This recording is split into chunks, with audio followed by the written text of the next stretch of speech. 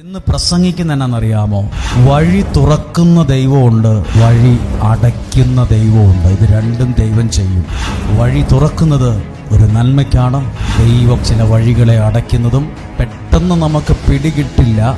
എന്തിനാ ദൈവം എൻ്റെ പ്രാർത്ഥന കേൾക്കാത്തത്, എന്താ ദൈവം ആ വഴി അടച്ചത്, ആ ഇഷ്ടം നടക്കാത്തത്, ആ കല്യാണം മാറിപ്പോയത് എന്നതാ? നമുക്ക് ചില വഴികളെ ദൈവം അടയ്ക്കും, ചില വഴികളെ ദൈവം തന്നെ മുന്നിൽ നിന്ന് തുറന്നു തന്ന് നമ്മളെ അനുഗ്രഹിക്കുകയും ചെയ്യും.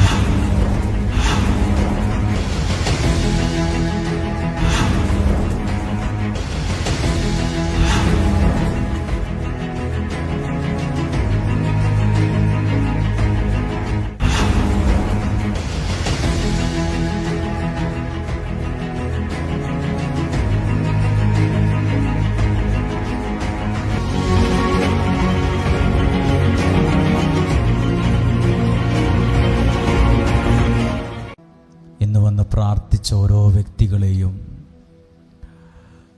ആശ്വാസത്തിൻ്റെ ഉറവിടമാണ് യേശു, സമാധാനത്തിൻ്റെ ഉറവിടമാണ് യേശു. പ്രിയപ്പെട്ടവരെ, ഈ ആലയത്തിൻ്റെ അകത്തും വരാന്തകളിലും താഴത്തെ ചാപ്പലിലും മുറ്റം മുഴുവനും നിൽക്കുന്ന ധാരാളം ആളുകളുണ്ട്. ഈ ഹാളിൽ കയറാൻ ഒട്ടും സ്ഥലമില്ലാത്തത് കൊണ്ടാണ് പലരെയും താഴെ ഉള്ള സൗകര്യത്തിലിരിക്കാൻ ആവശ്യപ്പെട്ടത്. ഓരോരുത്തരും അത് നല്ല അർത്ഥത്തിൽ മനസ്സിലാക്കുമെന്ന് വിശ്വസിക്കുന്നു. നിങ്ങൾ നൽകുന്ന സ്നേഹത്തിന്, സഹകരണത്തിന് ഹൃദയത്തിൽ നിന്ന് നന്ദി അറിയിക്കുകയാണ്. പ്രാർത്ഥനയോടെ സഹകരിക്കുന്നതിന്, പ്രാർത്ഥനയോടെ ചേർന്ന് നിൽക്കുന്നതിന് ഒത്തിരി നന്ദി പറയുന്നു. നിങ്ങളുടെ ആവശ്യങ്ങളെയെല്ലാം ദൈവത്തിൻ്റെ കരങ്ങളിൽ ഒന്ന് ഏൽപ്പിച്ചു കൊടുത്ത്, ഇന്ന് കേൾക്കുന്ന ഈ വചനം ഇന്ന് ഞാൻ കേൾക്കുന്നുണ്ടെങ്കിൽ ദൈവത്തിന് എന്നെക്കുറിച്ച് ചെറിയ ഒരു പദ്ധതിയുണ്ടെന്നല്ല അതിൻ്റെ അർത്ഥം. ദൈവത്തിന് എന്നെക്കുറിച്ച് വലിയ ഒരു പദ്ധതിയുണ്ടെന്ന് തന്നെയാണ്.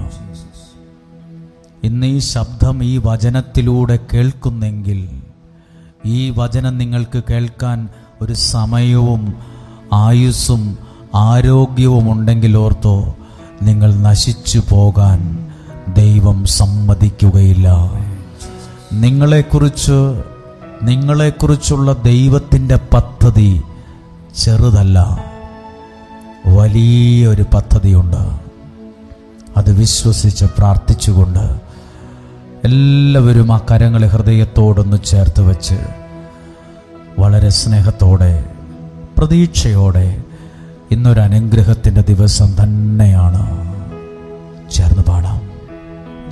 ആശ്വാസത്തിൻ ഉറവിടമാം ക്രിസ്തു എന്നെ വിളിച്ചിടുന്നു, എന്നെ വിളിച്ചിടുന്നു.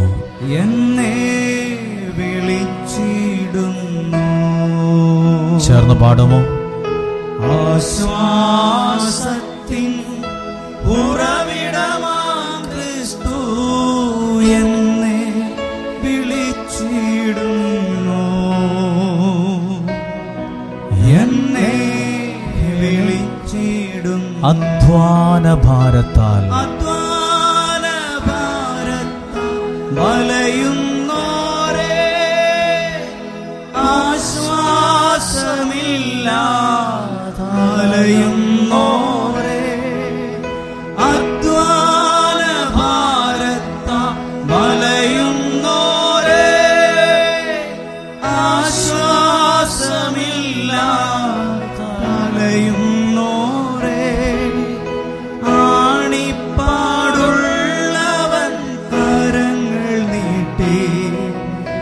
എന്നെ വിളിച്ചിടുന്നു. ആണിപ്പാടുള്ളവൻ കരങ്ങൾ നീട്ടി എന്നെ വിളിച്ചിടുന്നു. ആശ്വാസത്തിൻ ഉറവിടമ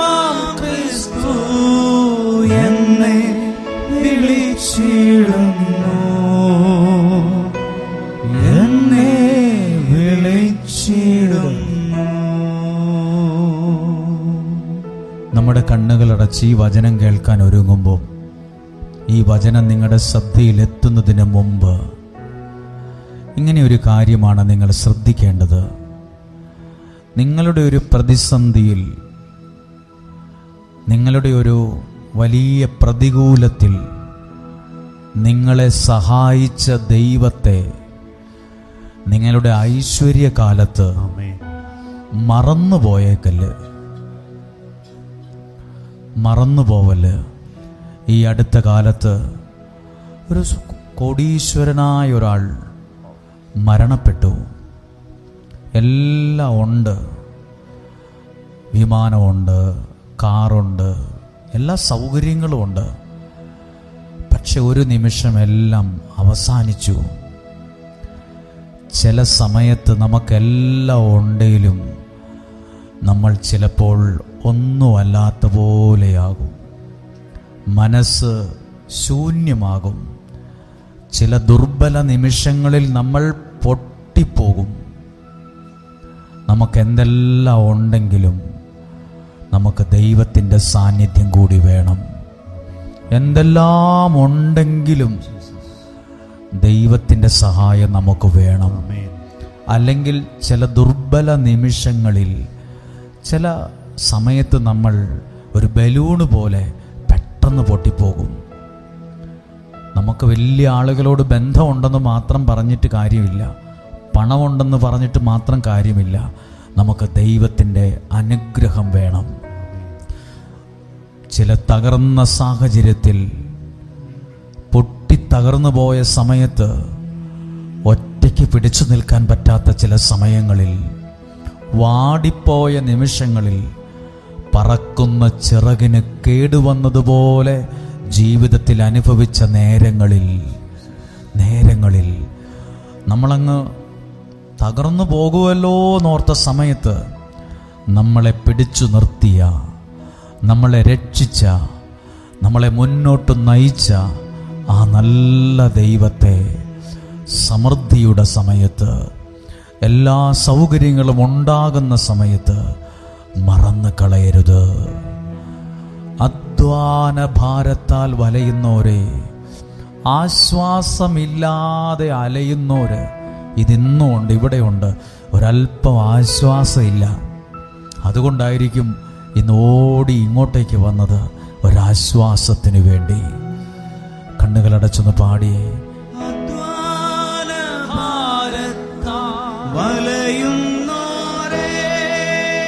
എന്തിന്?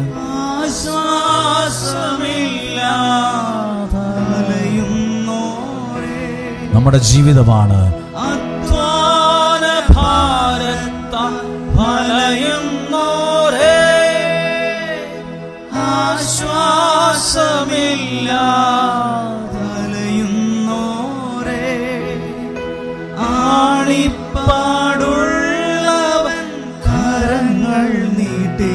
പറഞ്ഞു, എന്നെ വിളിച്ചിടുന്നു. ആണിപ്പാടുള്ളവൻ കരങ്ങൾ നീട്ടി എന്നെ വിളിച്ചിടുന്നു. അതുകൊണ്ട് ശബ്ദമുയർത്തി പാടുമോ? ആശ്വാസത്തിൻ ഉറവിടമാം ക്രിസ്തു എന്നെ വിളിച്ചിടുന്നു. എന്നെ വിളിച്ചിടുന്നു. എന്നെ വിളിച്ചിടുന്നു. ഈശോ മിശിഹായുടെ എല്ലാ വാഗ്ദാനങ്ങൾക്കും ഞങ്ങൾ ഓരോരുത്തരും യോഗ്യരായി തീരുവാൻ ദൈവമാതാവേ നമുക്കിരിക്കാം.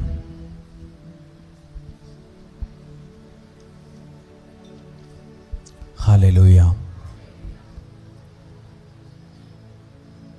ഇന്ന് ഫെബ്രുവരി മാസത്തെ ആദ്യ വെള്ളിയാഴ്ചയാണ്. നമ്മളുടെ ഈ സ്ഥലത്തും ഈ അന്തരീക്ഷത്തിലും കൊള്ളുന്നതിലധികം ആളുകൾ അകത്തും പുറത്തും ഇരിക്കുകയും നിൽക്കുകയും ഒക്കെ ചെയ്യുന്നവരുണ്ട്.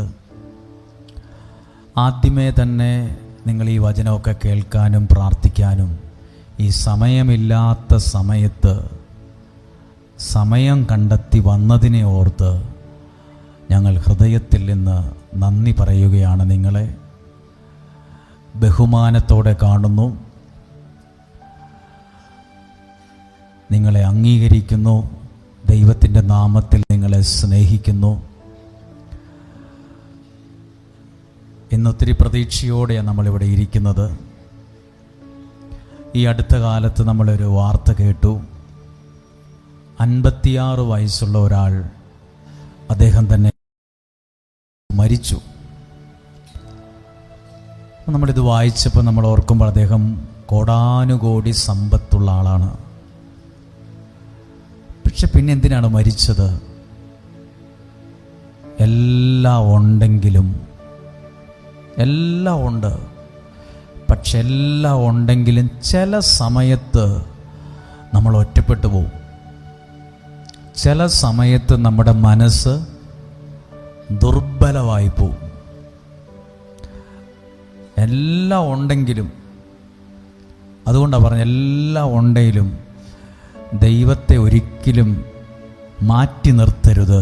കാരണം ചിലപ്പോൾ നമ്മുടെ മനസ്സ് തകർന്നു പോകുമ്പോൾ നമ്മൾ ഉദ്ദേശിച്ച് ആരും അടുത്തു വന്നു എന്ന് വരില്ല. നമ്മുടെ ദൈവം ആരാന്നറിയാമോ?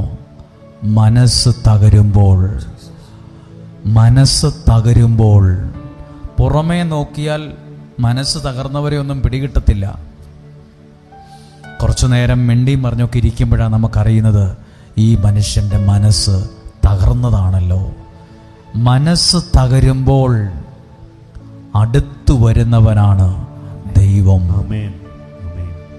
ഇവിടെയും ഇരിപ്പുണ്ട് മനസ്സ് തകർന്നു പോയവർ, വീണുപോയവർ, പൊട്ടിപ്പോയവർ, വെറുതെ ഇങ്ങനെ എന്ത് ചെയ്യണമെന്നറിയാതെ പകച്ചു നിൽക്കുന്നവർ. മനസ്സ് തകർന്നിരിക്കുന്നവരോട് പറയുകയാണ്, മനസ്സ് തകരുമ്പോൾ ഓടി അടുത്തു വരുന്നൊരു ദൈവമുണ്ട്. ആ ദൈവസന്നിധിയിലാണ് ഞാനും നിങ്ങളും ഇന്ന് വന്ന് നിൽക്കുന്നത്. ഹല്ലേലൂയ. നമ്മളുടെ പ്രശ്നങ്ങൾ കേൾക്കാൻ ഇഷ്ടം പോലെ ആൾക്കാരുണ്ട്. പക്ഷെ കേൾക്കുന്ന പലർക്കും നമ്മുടെ പ്രശ്നം പരിഹരിക്കാൻ അറിയത്തില്ല. അവർക്ക് നമ്മുടെ പ്രശ്നങ്ങൾ പലർക്കും കേൾക്കാൻ പറ്റും, പലർക്കും നമ്മുടെ പ്രശ്നങ്ങൾ പരിഹരിക്കാൻ പറ്റില്ല. എന്നാൽ എൻ്റെ ദൈവത്തിന് മനുഷ്യർക്ക് പരിഹരിക്കാൻ പറ്റാത്തൊരു വിഷയമാകട്ടെ, ദൈവത്തിനത് പരിഹരിക്കാൻ പറ്റും. ദൈവത്തിന് ആ പ്രശ്നത്തെ പരിഹരിക്കാൻ പറ്റും. അപ്പോൾ ഇന്ന് ഈ വചനം കേൾക്കുമ്പോൾ ഓർത്തേ, നിങ്ങളെക്കുറിച്ച് ദൈവത്തിന് ചെറിയൊരു പദ്ധതിയല്ല ഉള്ളത്. ഈ വചനം കേൾക്കുന്ന നിങ്ങളെക്കുറിച്ച് ദൈവത്തിന് വലിയൊരു പദ്ധതിയുണ്ട്, വലിയ പദ്ധതിയുണ്ട്. അതാ ഇവിടെ വന്നിരിക്കുന്നത്, അല്ലെങ്കിൽ ഈ സാഹചര്യങ്ങളോട് പൊരുത്തപ്പെടാൻ തയ്യാറാകുന്നത്, അല്ലെങ്കിൽ ആര് ഇത്രയും വലിയ റിസ്ക് എടുക്കും, ആരിതിനകത്ത് തിങ്ങിക്കൂടി ഇരിക്കും. ഈ ഉച്ച സമയത്ത് വൈകുന്നേരമൊക്കെയാണെങ്കിൽ പിന്നെയും അഡ്ജസ്റ്റ് ചെയ്യും. ചൂടും ആവിയും പരവേശമുള്ള സമയത്ത് ഇങ്ങനെ ആര് നിലത്തിരിക്കും, ആര് നിൽക്കും? ദൈവത്തിൻ്റെ ഒരു പദ്ധതി നിങ്ങളുടെ മേലുള്ളത് കൊണ്ടാണ് ഇവിടെ ഇരിക്കുന്നത്. അല്ലെങ്കിൽ ഈ സമയത്ത് താഴെ കടയിൽ പോയിരിക്കും, കഴിയാറാകുമ്പോഴത്തേക്കും വരാമെന്ന് വെക്കും. നിങ്ങൾക്ക് നല്ല വാഹനങ്ങൾ അവിടെയുണ്ട്, അവിടെ പോയിരിക്കാൻ നോക്കും. ആരോടെങ്കിലും വർത്തമാനം പറഞ്ഞു നിൽക്കും, ആരോടെങ്കിലും ഫോൺ വിളിച്ച് അവിടെ ഇവിടെ മാറി നിൽക്കും. നിങ്ങളുടെ കയ്യിലെല്ലാം ഫോണുണ്ട്, അതിൽ മെസ്സേജ് നോക്കാതെ, അതിലാരും വിളിച്ചുകൊണ്ടിരിക്കാതെ, അതിൽ ഇയർഫോൺ വെച്ച് പാട്ട് കേൾക്കാതെ ഈ ദൈവവചനം നിങ്ങൾ ഇവിടെ ഇരുന്ന് കേൾക്കുന്നുണ്ടെങ്കിൽ നമ്മുടെ ദൈവത്തിന് നിങ്ങളെക്കുറിച്ച് ചെറിയൊരു പദ്ധതിയല്ല, വലിയൊരു പദ്ധതി തന്നെ ഉണ്ട്. ഹല്ലേലൂയ. ദൈവം സഹായിക്കുന്ന ഒരു ദിവസമാണ്. ഞാനൊരു കഥ കേട്ടു, നിങ്ങൾക്കും ആ കഥ കേട്ടിട്ടുണ്ടാകും. ഞാൻ കണ്ടുപിടിച്ച കഥയൊന്നുമല്ല, പക്ഷേ എനിക്ക് ആ കഥ വല്ലാതെ ഇഷ്ടപ്പെട്ടതുകൊണ്ട് ഞാൻ നിങ്ങളോട് പറയുവാണ്. 2 കലങ്ങളുടെ കഥയാണ്, 2 പാത്രം. ഒരാളുടെ ജോലിയാണ് 2 പാത്രത്തിലും പുഴയിൽ നിന്ന് വെള്ളം കോരിക്കൊണ്ടുവരിക. അതിലൊരു പാത്രം വളരെ നല്ല പാത്രമാണ്. അപ്പുറത്തെ കയ്യിലിരിക്കുന്ന അപ്പുറത്തുള്ള പാത്രം അത് പഴയതുമാണ്. അതിന് ചെറിയ ഓട്ടകളൊക്കെ ഉണ്ട്, സുഷിരങ്ങളൊക്കെ ഉണ്ട്, അത്ര ഭംഗിയില്ല. അതുകൊണ്ട് ഈ നല്ല പാത്രം ഈ പാത്രത്തെ എപ്പോഴും കളിയാക്കുമായിരുന്നു. നിന്നെക്കൊണ്ട് ഒരു ഗുണവും യജമാനനില്ല. എന്നെക്കൊണ്ട് ഗുണമുണ്ട് യജമാനന്. അതിനകത്ത് വെള്ളം കോരിയാൽ ഒരൊറ്റ തുള്ളി വെള്ളം പോകത്തില്ല. നിന്റെ ജീവിതം, നിന്റെ പാത്രം, ഈ പാത്രം അത് മുഴുവൻ ഓട്ടയാണ്. അതിൽ വെള്ളം കോരിക്കൊണ്ട് ഉദ്ദേശിച്ച സ്ഥലത്തെത്തുമ്പോൾ പകുതി മുക്കാലും തീരും. ഇങ്ങനെ ഈ പാത്രം, ഈ തുളയുള്ള പാത്രത്തെ, ഈ പഴയ പാത്രത്തെ, കേടുവന്ന പാത്രത്തെ എപ്പോഴും പുച്ഛിക്കും, കളിയാക്കും, പരിഹസിക്കും ഒക്കെ ചെയ്യുമായിരുന്നു. അങ്ങനെ ഈ പഴയ പാത്രം ആ വെള്ളം കോരുന്ന ആളോട് പറഞ്ഞു, സാറേ എന്നെ അങ്ങ് ഒഴിവാക്ക്, എന്നെക്കൊണ്ട് നിങ്ങൾക്ക് ഒരു ഗുണവുമില്ല. എന്നെപ്പോലത്തെ നല്ല പാത്രം മാർക്കറ്റ് മേടിക്കാൻ കിട്ടും, സാറ് അതേ കൂട്ടൊരെണ്ണം മേടിക്കുക, ഇതുകൊണ്ട് ഒരു ഗുണവുമില്ല. അപ്പോൾ ഇത് പല പ്രാവശ്യം കേട്ടപ്പോൾ ഈ പൊട്ടിയ പാത്രത്തെ ആ വെള്ളം കോരുന്ന മനുഷ്യൻ ഒരിക്കൽ കൊണ്ടുവന്നിട്ട് ഇങ്ങനെ പറഞ്ഞു, നോക്ക്, നമ്മൾ പുഴയിൽ നിന്ന് വെള്ളം കോരിക്കൊണ്ട് പോകുമ്പോൾ 2 കൈയിലാണ് വെള്ളം കോരിക്കൊണ്ട് ഞാൻ പോകുന്നത്.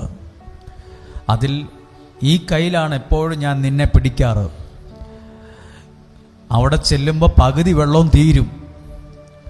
എന്നാൽ നീ നോക്കിക്കേ, നീ കടന്നു പോയ ആ വഴി കൂടെ നോക്ക്, ഇപ്പുറത്തുള്ളതുപോലെയല്ല, നല്ല പച്ചപ്പുള്ള പുല്ലുകൾ നീ കാണുന്നുണ്ടോ? എന്നാൽ അപ്പുറത്ത് എനിക്കൊരു കുഴപ്പമില്ല, എനിക്കൊരു കുറവുമില്ല എന്ന് പറഞ്ഞ് വലിയ വർത്താനം പറഞ്ഞ് ആ പാത്രം പോയ വഴിയിൽ പുല്ലുകൾക്കൊന്നും ഒരു പച്ചപ്പില്ല, എല്ലാം വാടി നിൽക്കുവാണ്. അപ്പോൾ ഈ വെള്ളം കോരുന്ന ആൾ പറയുവാണ്, ഞാനൊന്നും കാണാതെയല്ല, നിനക്ക് ചില കുറവുകളുണ്ടെങ്കിലും ചില സുഷിരങ്ങളൊക്കെ നിൻ്റെ ജീവിതത്തിൽ വന്നെങ്കിലും നിന്നിലൂടെ നീ പോകുന്ന വഴി കൂടെയൊക്കെ ചില നന്മകൾ ഉണ്ടാകുന്നുണ്ട്. ഇത് പാത്രത്തിൻ്റെ കഥയല്ല. ഇവിടെ ഇരിക്കുന്ന ഞാനും, നിൽക്കുന്ന ഞാനും, ഇവിടെ ഇരിക്കുന്ന ചിലരൊക്കെ ഈ പൊട്ടിയ പാത്രമാണ്. നമ്മളോട് ചിലർ പറയും, നിന്നെക്കൊണ്ട് എന്ത് ഗുണമാണ് ഉള്ളത്, നീ ഇങ്ങനെ പ്രാർത്ഥനയായിട്ട് നടന്നിട്ട് എന്ത് ഗുണമാണ് ഉള്ളത്.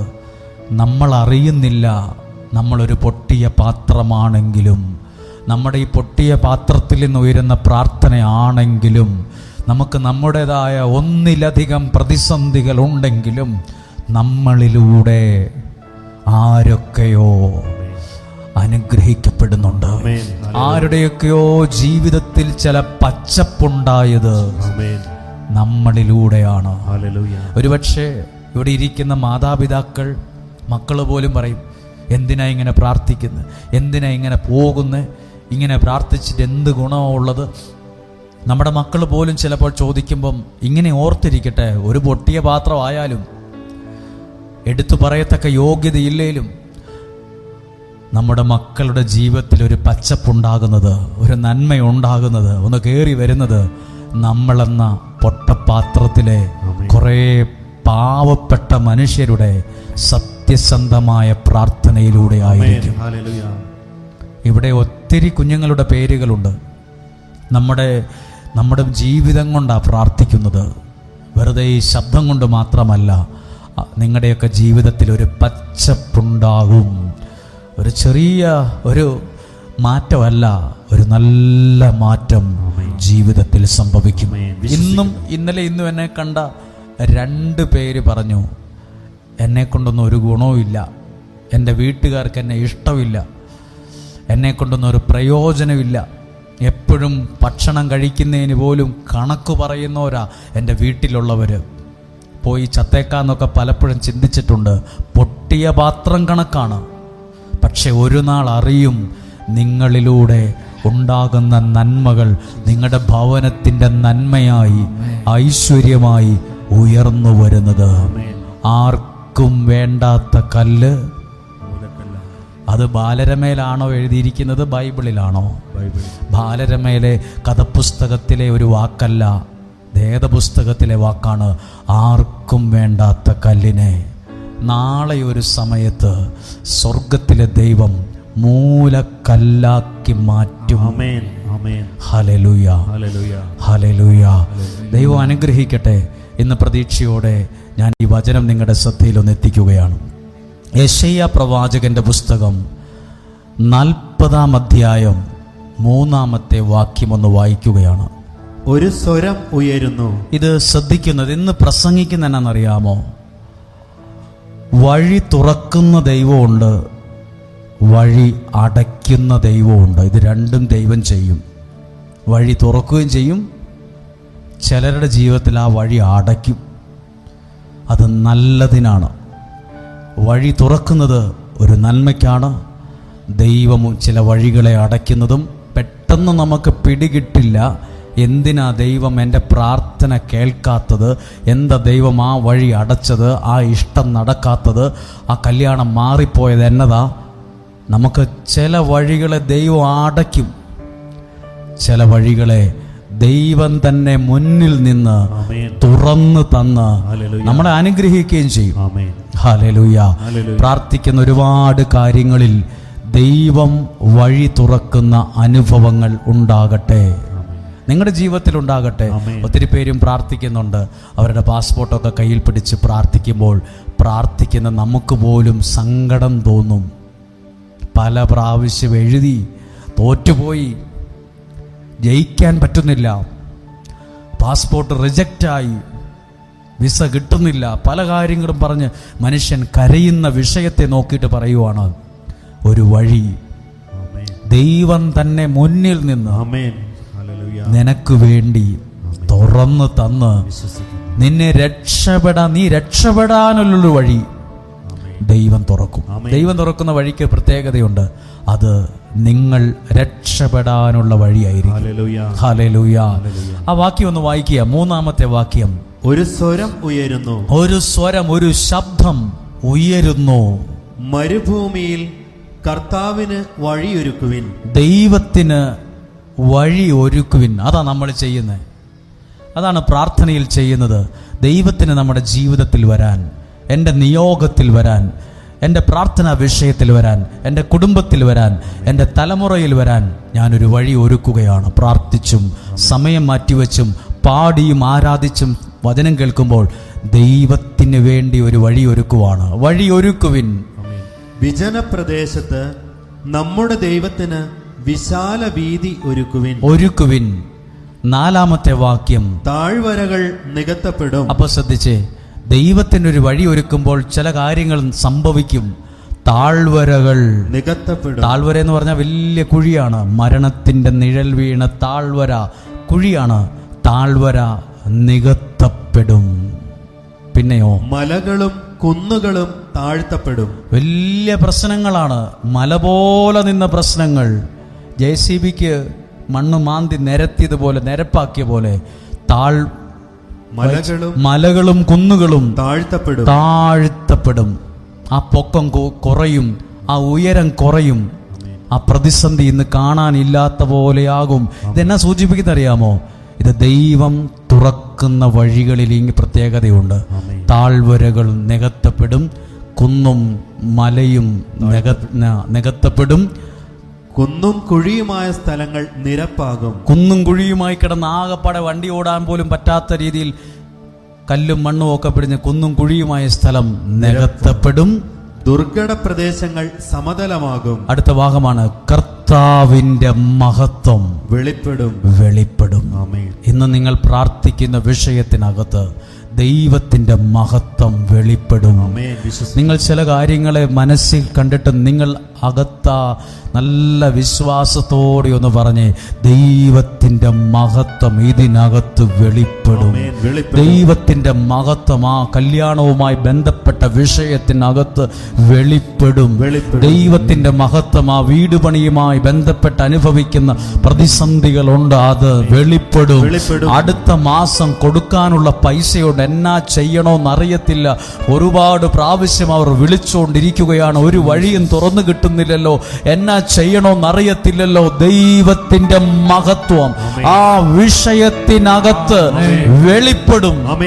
ചില ആളുകൾ പറയുന്നു, എൻ്റെ കുടുംബ ജീവിതം തകർന്നു കിടക്കുകയാണ്, എൻ്റെ ഭാര്യ എൻ്റെ ഭർത്താവ് ഞങ്ങൾ പരസ്പരം ഭിന്നിച്ചകന്നു നിൽക്കുകയാണ്, ഇത് എന്ത് ജീവിതമാണ്, ഇത് തകർന്നു പോകുമോ, എൻ്റെ മക്കൾ നഷ്ടപ്പെട്ടു പോകുമോ, എൻ്റെ ജീവിത പങ്കാളി നഷ്ടപ്പെട്ടു പോകുമോ? അങ്ങനെ മനസ്സു തകർന്നിരിക്കുന്നവരോടുകൂടെ പറയുകയാണ്, ദൈവത്തിന്റെ മഹത്വം, ദൈവത്തിന്റെ മഹത്വം അതിനകത്ത് വെളിപ്പെടുക തന്നെ ചെയ്യും. ഹല്ലേലൂയ. അതാണ് ദൈവം ഒരുക്കുന്ന വഴി. ഇരിക്കുന്ന സ്ഥലത്ത് ഇതിങ്ങനെ കേട്ട് മറന്നു പോകുന്നതിന് മുമ്പ് ഒരു നിമിഷം നിങ്ങൾ പ്രാർത്ഥിച്ചേ. ഈ വചനം മറന്നു പോകുന്നതിന് മുമ്പ് ആ വചനത്തിൽ നിന്നോണ്ടൊന്ന് പ്രാർത്ഥിച്ചേ. കർത്താവേ, ഞങ്ങളുടെ ജീവിതത്തിൻ്റെ മുമ്പിൽ ചില കുന്നും മലകളൊക്കെ ഉണ്ട്, ആകെ തടസ്സങ്ങളാണ്, കെട്ടപ്പെട്ട അവസ്ഥയാണിന്ന്. ഒരു സ്റ്റെപ്പ്, ഒരു ഇഞ്ച് മുന്നോട്ട് നീങ്ങാൻ പറ്റുന്നില്ല. തൊട്ടതൊക്കെ 8 നിലയിൽ പരാജയപ്പെട്ടതുപോലെയാണ്. ഒരു ഇഞ്ച് മുന്നോട്ട് നീങ്ങാൻ പറ്റുന്നില്ല. എന്തു ചെയ്യണം? ആകെ കെട്ടിയിട്ട അവസ്ഥയാണ് എൻ്റെ ജീവിതത്തിന്റെ സ്വപ്നങ്ങൾക്ക് എല്ലാം ഉള്ളത്. പ്രാർത്ഥിച്ച് ദൈവത്തിന്റെ മഹത്വം അതിനകത്ത് വെളിപ്പെടും. ലാസറിന്റെ ഉപമയിൽ യേശു പറയുന്നുണ്ട്, വിശ്വസിച്ചാൽ നീ ദൈവ മഹത്വം ദർശിക്കുമെന്ന് നിന്നോട് ഞാൻ പറഞ്ഞിട്ടില്ലേ? വിശ്വസിക്കുമ്പോൾ പ്രാർത്ഥിച്ച വിഷയങ്ങൾ എത്ര തകിടം മറിഞ്ഞ ഒന്നാണേലും, എത്ര പരാജയപ്പെട്ട ഒന്നാണേലും, ഇന്ന് കിടക്കുന്നത് എത്ര കുഴിയുള്ള സ്ഥലത്തായാലും, വിശ്വസിച്ചാൽ അവിടെ ദൈവ മഹത്വം ദർശിച്ചിരിക്കും. ആ വിഷയത്തിനകത്ത് തല കുനിയേണ്ടി വരത്തില്ല, ആ വിഷയത്തിനകത്ത് നാണം കെട്ട് തിരിഞ്ഞോടേണ്ടി വരത്തില്ല. ദൈവത്തിന്റെ മഹത്വം ദർശിക്കും. ദൈവത്തിന്റെ മഹത്വം. ആ വിവാഹം എങ്ങനെ നടക്കും? ആ കാര്യങ്ങൾ എങ്ങനെ നടത്തും? ആ പ്രശ്നത്തെ ഞാൻ എങ്ങനെ അഭിമുഖീകരിക്കും? ഞാൻ ഒറ്റപ്പെട്ടു പോയല്ലോ, ഞാൻ തകർന്നു പോയല്ലോ. ദൈവ മഹത്വം ദർശിക്കും. നിങ്ങളോട് തന്നെ പറഞ്ഞ്, ദൈവത്തിന്റെ മഹത്വം ഞാൻ കാണും, ദൈവത്തിന്റെ മഹത്വം ഞാൻ ദർശിക്കും, ദൈവത്തിന്റെ ഇടപെടലുകൾ ഞാൻ കാണും, ദൈവത്തിന്റെ ഒരു അത്ഭുതം എന്റെ ജീവിതത്തിൽ സംഭവിക്കുമെന്ന് ഞാൻ വിശ്വസിക്കുന്നു.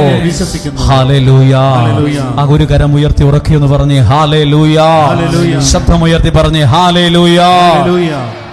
ദൈവത്തിന്റെ മഹത്വം വെളിപ്പെടും. എവിടെ വെളിപ്പെടും? നിങ്ങൾ എഴുതിയിട്ട പ്രാർത്ഥനയിൽ വെളിപ്പെടും. അത് വെളിപ്പെടുന്നത് ചിലർ ഇന്ന് കാണും, ചിലർ നാളെ കാണും, ചിലർ അടുത്ത ദിവസങ്ങളിൽ കാണും. ഓരോ സമയത്ത് ദൈവത്തിന്റെ മഹത്വം വെളിപ്പെടുന്നത് നിങ്ങൾക്ക് കാണും. ചിലരത് പാസ്പോർട്ടിൽ കാണും. അവരുടെ പാസ്പോർട്ടിൽ എനിക്ക് ചിലപ്പോൾ ചില ആളുകൾ, പ്രിയപ്പെട്ടവർ, പാസ്പോർട്ടൊക്കെ അവർ മുറുക്ക പിടിച്ച് അവർ ഭയങ്കരമായിട്ട് കരയുവാണ്. അവരുടെ ഒരു സ്വപ്നമാണ് ഒന്ന് രക്ഷപ്പെടണം. ആ മുറുക്ക പിടിച്ച് കരഞ്ഞതിൽ ദൈവ മഹത്വം വെളിപ്പെടും. നമ്മൾ നമ്മുടെ വിഷയങ്ങളെ ദൈവം ചുമ്മാ കേൾക്കുക മാത്രമല്ല, ആ പ്രശ്നത്തെ ദൈവം പരിഹരിക്കും. ഹല്ലേലൂയ. കരഞ്ഞു വന്ന എത്രയോ പേര് ആനന്ദിച്ച സ്ഥലമാണെന്നറിയാവോ? ഇത് ദൈവാത്മാവിന്റെ സാന്നിധ്യമുള്ള ഒരു സ്ഥലത്താണ് നമ്മൾ വന്നിരിക്കുന്നത്.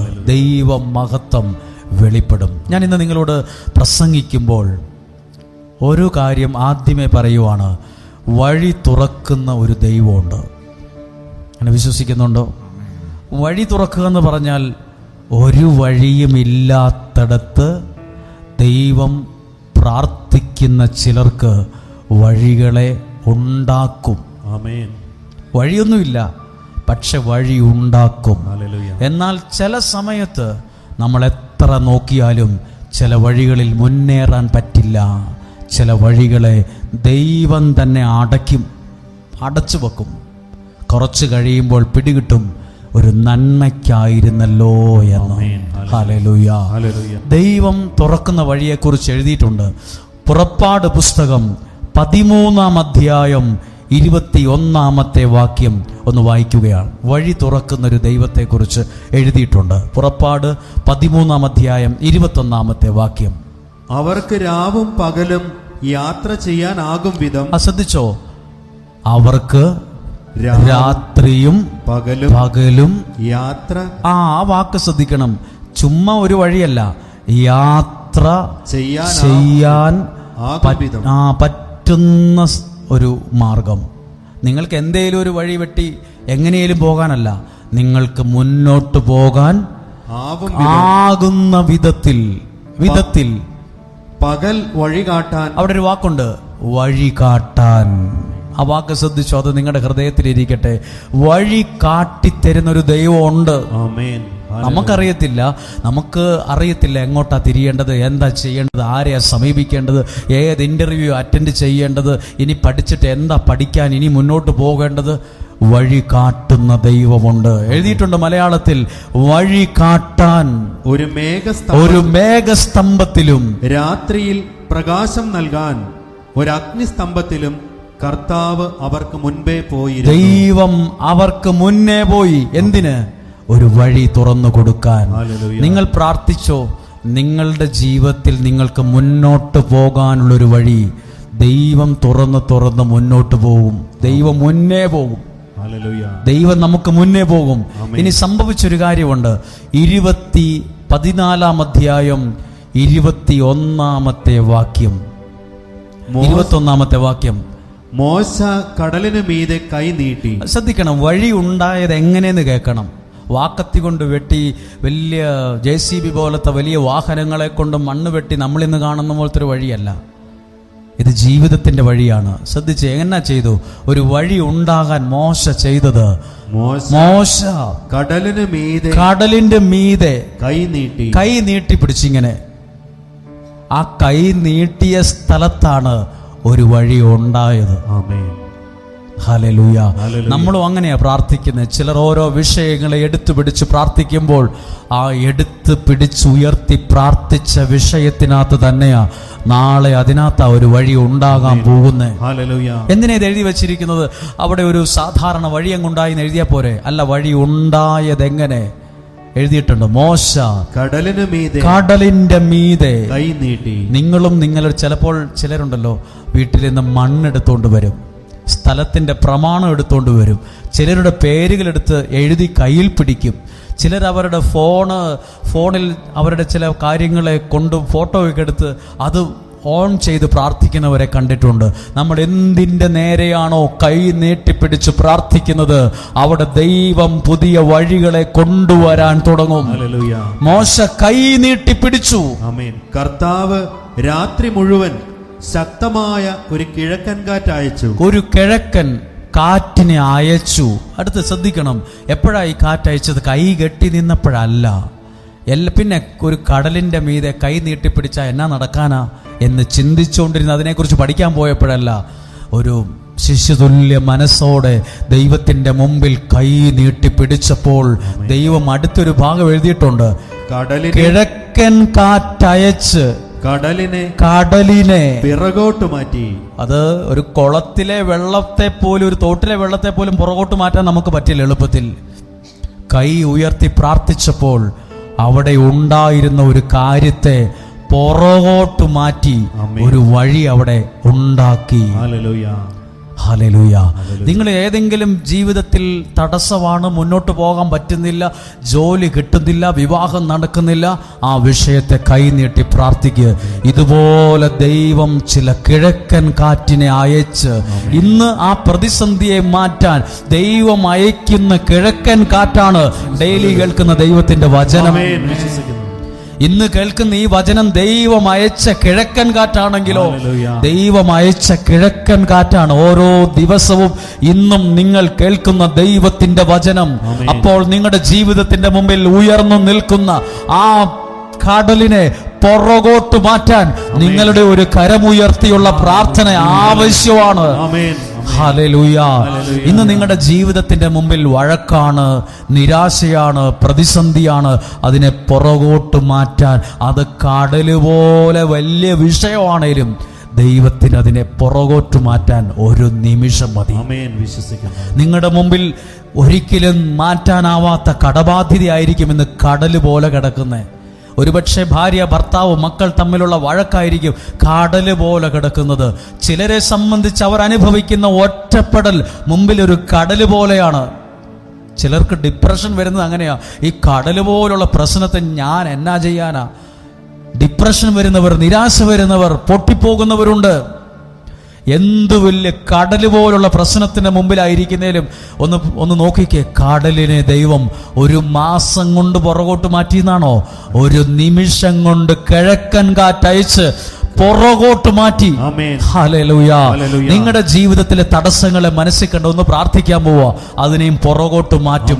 കിഴക്കൻ കാറ്റിന്റെ സ്ഥാനത്ത് ഞാൻ ഇന്ന് കാണുന്നത് ഇന്ന് ഇപ്പോൾ പ്രസംഗിക്കുന്ന വചനമാണ്. ആ വചനമാണ് നിങ്ങളിലേക്ക് അയച്ച് നിങ്ങളുടെ ജീവിതത്തിന്റെ തടസ്സമായി നിൽക്കുന്നതിനെ, ബന്ധനമായി നിലകൊള്ളുന്നതിനെ, മുന്നോട്ട് പോകാൻ തടസ്സമായി നിൽക്കുന്നതിനെ 1 നിമിഷം കൊണ്ട് പുറകോട്ട് മാറ്റാൻ ദൈവം സർവശക്തനാണ്. പറഞ്ഞു ഹല്ലേലൂയ. ആ വാക്കൊന്നും കൂടെ വായിച്ചേ. കർത്താവ് മോശ കടലിന് മീതെ കൈ നീട്ടി. കർത്താവ് രാത്രി മുഴുവൻ. ഒരു കാര്യം ശ്രദ്ധിക്കണം, രാത്രി മുഴുവൻ കൈ നീട്ടി പിടിച്ചില്ല. കുറച്ചു നേരമേ മോശ കൈ നീട്ടി പിടിച്ചുള്ളൂ. പക്ഷെ ദൈവം എത്ര നേരം പ്രവർത്തിച്ചു? രാത്രി മുഴുവൻ. അല്ല, നിങ്ങൾ കൈ നീട്ടി പിടിച്ചത് 10 മിനിറ്റ് അല്ലേ, 10 മിനിറ്റ് ഞാൻ പ്രവർത്തിച്ചോളാം എന്നല്ല. മോശ കൈ നീട്ടി പിടിച്ചപ്പോൾ രാത്രി മുഴുവൻ ദൈവം കിഴക്കൻ കാറ്റിനെ അയച്ച് കടലിനെ പിറകോട്ട് മാറ്റി. അടുത്ത ഭാഗം 22-ാമത്തെ വാക്യം. ഇസ്രായേൽക്കാർ കടലിന് നടുവേ ഉണങ്ങിയ മണ്ണിലൂടെ. ആ വാക്ക് ശ്രദ്ധിക്കണം. ഇസ്രായേൽക്കാർ കടലിന് നടുവേ, കടലിന്റെ നടുക്കൂടെ ഉണങ്ങിയ മണ്ണിലൂടെ. ഒരിക്കലും സാധ്യതയില്ല. ഞാൻ ഒരിക്കലും ഇത് പ്രസംഗിച്ചിട്ടുണ്ട്. കടലിന്റെ അടിയിൽ ഒരിക്കലും ഉണങ്ങിയ ഭൂമി ഇല്ല. നിങ്ങൾ കുളമോ കിണറോ ഒക്കെ വറ്റിച്ചാൽ അകത്ത് അടി മുഴുവൻ ചെളിയാണ്. നല്ല നേർത്ത ചെളിയാണ്. മുട്ടോളം താഴ്ന്ന ചെളിയുണ്ട്. കുളവും കിണറൊക്കെ വറ്റിക്കുമ്പോൾ അകത്ത് ചെളിയാണ്. അപ്പോൾ കടലിന്റെ കാര്യം പറയാനുണ്ടോ? അപ്പൊ ഈ ചെളി എതിലെ പോയി? ഇസ്രായേൽക്കാരെ ദൈവം വഴി നടത്തിയത് ചെളി കൂടെ അല്ല, ഉണങ്ങിയ ടാറിട്ട റോട്ടിൽ കൂടെ എന്ന പോലെ ഉണങ്ങിയ ഭൂമി കൂടെയാണ്. ഈ ചെളി ആര് വാരിക്കളഞ്ഞു? വെള്ളം പറ്റിച്ചതൊക്കെ ദൈവം നടത്തുന്നത് ചെളി കൂടെ ആയിരിക്കില്ല. എന്താ ചെളി കൂടെ നടന്നുള്ള പ്രത്യേകത? ഒരു കാല് പറിച്ച് അപ്പുറത്തോട്ട് വെക്കുമ്പോൾ മറ്റേ കാല് താന്നു പോകും. ഇങ്ങനെ അപ്പുറം എത്തുമ്പോഴത്തേക്കും ശത്രു പിടിച്ചോണ്ട് പോകും. ദൈവം നയിച്ചത്, നിങ്ങളെ നയിക്കുന്നത് ഒരു കാല് ചവിട്ടി മറ്റേ കാല് ചവിട്ടി താഴുന്ന ചെളി കൂടെ ആയിരിക്കില്ല. ദൈവം നയിക്കുന്നത് അത് ശുശ്രൂഷയിലാണ്, കുടുംബജീവിതത്തിലാണ്. ദൈവം നിങ്ങളെ നയിക്കുന്നത് ഉണങ്ങിയ ഉറച്ച ഭൂമി കൂടെ ആയിരിക്കും. ഉറച്ച ഒരു വച്ച കാലം ഒരിക്കലും താഴുപോകാൻ ദൈവം സമ്മതിക്കത്തില്ലെന്ന് വിശ്വസിക്കുന്നു. ഹല്ലേലൂയ. ശ്രദ്ധിച്ച്, ഇതെല്ലാം അത്ഭുതമാണ്. ഇതെല്ലാം എപ്പോഴാ സംഭവിച്ചത്? മോശ കരമുയർത്തിയപ്പോൾ നടന്ന അത്ഭുതങ്ങൾ അക്കമിട്ട് പറയാനുണ്ട്. നിങ്ങളൊന്ന് പ്രാർത്ഥിക്കണം കേട്ടോ. കാരണം ഇത് ചിലപ്പോൾ മറന്നു പോകും. ഇതിൻ്റെ അർത്ഥം എന്നാണെന്നറിയാമോ? വഴി തുറക്കുന്ന ദൈവമുണ്ട്. ആർക്ക് വേണ്ടി? കൈ ഉയർത്തി പ്രാർത്ഥിക്കുന്നവന്റെ മുമ്പിൽ ഷട്ടറിട്ട പോലെ ദൈവം അടച്ചു താഴ്ത്തി അവനെ ശ്വാസം മുട്ടിക്കില്ല. അവന്റെ വഴികളെ ചെളി കൂടെയല്ല, ഉണങ്ങിയ സ്ഥലത്തൂടെ. അത് ഇന്നും സംഭവിക്കും. അത് അത്രയും വർഷം മുമ്പ് ഒറ്റ പ്രാവശ്യം നടന്നുള്ളൂ, പിന്നീട് ഒരിക്കലും നടക്കില്ലെന്നല്ല, ഇന്നും ഇത് സംഭവിക്കുന്നു. അതാ ഇവിടെ വന്ന് പറയുന്ന പല സാക്ഷ്യങ്ങൾ. ഒന്ന് പ്രാർത്ഥിച്ചേ, ദൈവമേ എൻ്റെ മുമ്പിൽ അനുഗ്രഹത്തിൻ്റെ ചില വഴികളെ തുറക്കണമേ. ഞാൻ നോക്കുമ്പോൾ ഇന്ന് കടലോളം വലിയ പ്രശ്നമാണ്. ഇത്രയും വലിയ പ്രശ്നത്തിൻ്റെ മുമ്പിൽ നിന്ന് ഞാൻ ഇന്ന് ചിന്തിക്കുന്നുണ്ട്, എൻ്റെ പിള്ളേരെ ഞാൻ എങ്ങനെ പഠിപ്പിക്കും, എങ്ങനെ ഫീസ് അടയ്ക്കും, എങ്ങനെ കല്യാണം നടത്തും, എങ്ങനെ ഒരു വീട് പണിയും, എങ്ങനെ ഈ ബാധ്യതകൾ മാറും.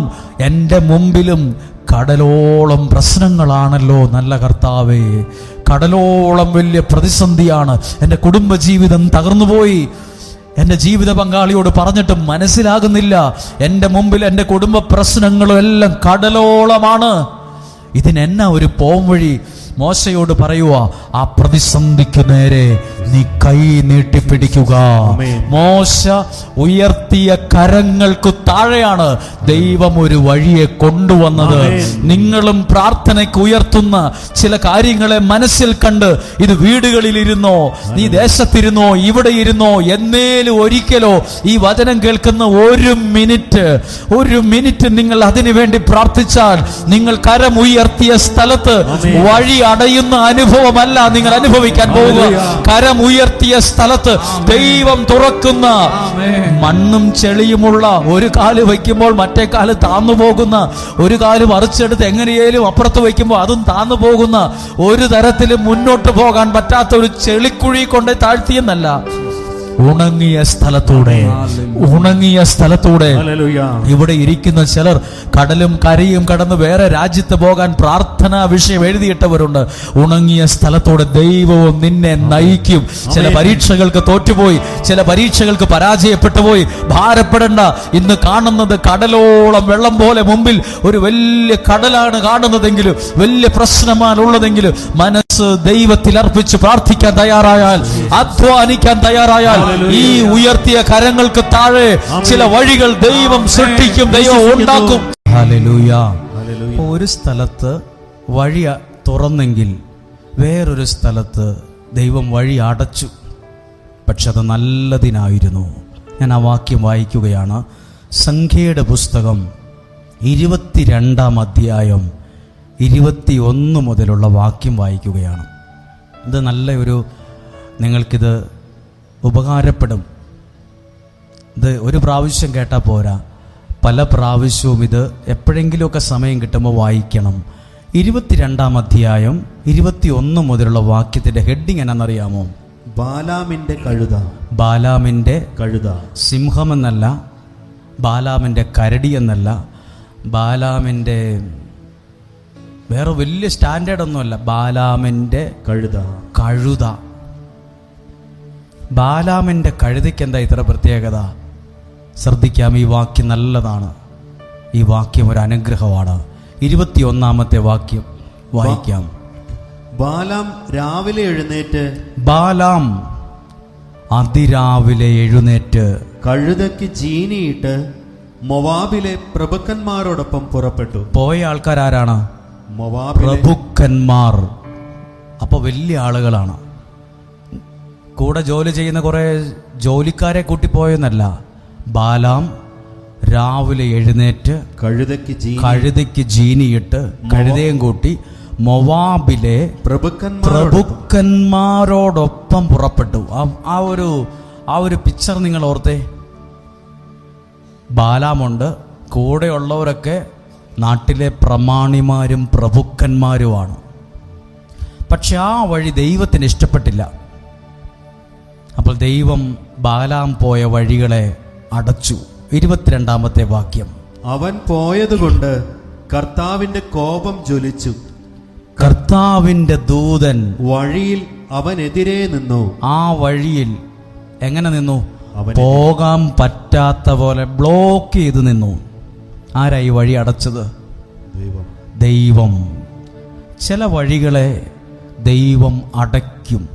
ചിലർക്കപ്പോൾ അത് ഇഷ്ടപ്പെടില്ല. ആ വഴികളെ അടയ്ക്കുന്നത് ഇപ്പം പിടികിട്ടില്ല, കുറച്ച് കഴിയുമ്പോൾ മനസ്സിലാകും അത് നന്മയ്ക്കായിരുന്നു എന്ന്. നമുക്ക് ഒരിക്കലും ഉൾക്കൊള്ളാൻ പറ്റില്ല. 10 നിലയുള്ള ബിൽഡിങ്ങിൻ്റെ മുകളിൽ നിന്ന് താഴെ വീണ വേദനയായിരിക്കും ചില വഴികൾ നമുക്കടയുമ്പം, ചില വ്യക്തികൾ ജീവിതത്തിൽ നിന്ന് പോകുമ്പം ഒരാൾ അനുഭവിക്കുന്ന വേദന, കാലൊടിയുന്ന വേദന, കൈ ഒടിയുന്ന വേദന, മനസ്സിൻ്റെ വേദന. അത്രയും വേദന മനസ്സിന്. ആ വ്യക്തി പോയല്ലോ. ഇവിടെ ഇരിക്കുന്ന ആരെങ്കിലും കല്യാണമൊക്കെ മുടങ്ങിപ്പോയല്ലോ, ആ കല്യാണം നടക്കേണ്ടതായിരുന്നു, ആരോ എന്തോ ചെയ്തതാ. അങ്ങനെ ഓർത്തൊന്നും ആരും വിഷമിക്കേണ്ട. മാറിപ്പോയിട്ടുണ്ടെങ്കിൽ അതെന്തോ നന്മയ്ക്കാണ്. അതിൻ്റെ പുറകെ പോയി വഴക്കിനോ ബഹളത്തിനോ നിങ്ങളാരോണ്ടോ പാര വച്ചോണ്ടാ നിങ്ങൾ ചെയ്തോണ്ടല്ല. ആ വഴി ദൈവം ചിലപ്പോൾ അടച്ചതാണെങ്കിലോ, ആ സ്ഥലം വിൽക്കേണ്ടതായിരുന്നു, വിറ്റില്ല, അതെന്തോ ആരോ പറഞ്ഞിട്ടാ. ചില വഴികൾ അടഞ്ഞത് നല്ലതിനാണ്. വിശ്വസിക്കുന്നു. കല്യാണം കഴിച്ച ഒരാൾ പറയുവാണ്, അന്ന് നിങ്ങൾ പറഞ്ഞതാണ് ഈ വിവാഹം നടക്കണ്ട, അന്ന് എനിക്കിഷ്ടപ്പെട്ടില്ല. പക്ഷെ ഇപ്പോൾ പല പ്രാവശ്യവും ചിന്തിച്ചു അത് നടക്കണ്ടായിരുന്നു. ചില വഴികൾ ദൈവം നമ്മുടെ മുമ്പിൽ അടയ്ക്കും. ചിലർ പറയില്ലേ, ഞങ്ങൾ 3-4 പേര് കൂടി ഒരു വലിയ ഒരു കച്ചവടം തുടങ്ങാൻ പോവുക, ഒന്ന് പ്രാർത്ഥിച്ചു വിട്. അപ്പം നമ്മൾ പറയും, ചിലപ്പോൾ പറയും അത് വേണ്ട കേട്ടോ, അവർക്ക് നമ്മളെ ഇഷ്ടപ്പെടില്ല. നമ്മളോട് അവർ പിണങ്ങും, നമ്മളവർക്ക് ദേഷ്യമാവും. പിന്നെ പുള്ളി ആരാ പറയാൻ എന്ന് നമ്മളെക്കുറിച്ച് അവർ പോകുന്ന വഴി പറയും. പുള്ളി ആരാ പറയാൻ?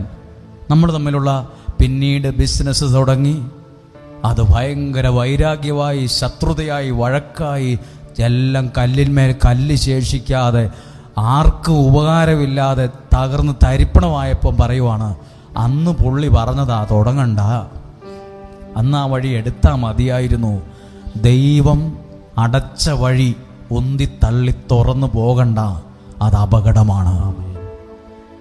ദൈവം തുറക്കുന്ന വഴി നമുക്ക് മതി. ഹല്ലേലൂയ.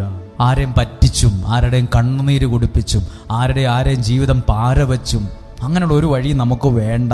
അത് ആദ്യം നല്ലതായി തോന്നിയാലും പിന്നീട് നമുക്കത് കയ്പായിട്ട് മാറും. കഴിച്ചിട്ട് തുപ്പിക്കളയും, ഇറക്കാൻ പറ്റാതെ തുപ്പിക്കളയേണ്ടി വരും.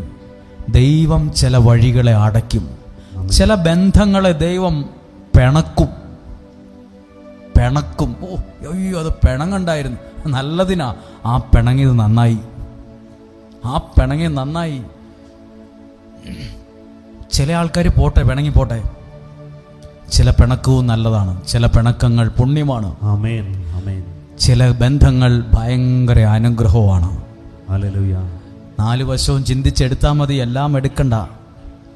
ദൈവം ചില വഴികളെ അടയ്ക്കും. നിങ്ങൾ അമ്മമാർ അല്ലെ അപ്പച്ചന്മാർ അല്ലെങ്കിൽ പ്രായമുള്ള ആളുകൾ നിങ്ങളോട് പറയില്ലേ, നിന്റെ ആ കൂട്ട് അത്ര ശരിയല്ല. പിന്നെ ആ കൂട്ടിനെന്താ ഇത്ര കുഴപ്പം? ചില വഴികളെ ദൈവം അടയ്ക്കും. ചില ആളുകളോട് പറയും, ദയവ് ചെയ്ത് ഇവിടെ ശുശ്രൂഷയ്ക്ക് വരല്ല് കേട്ടോ.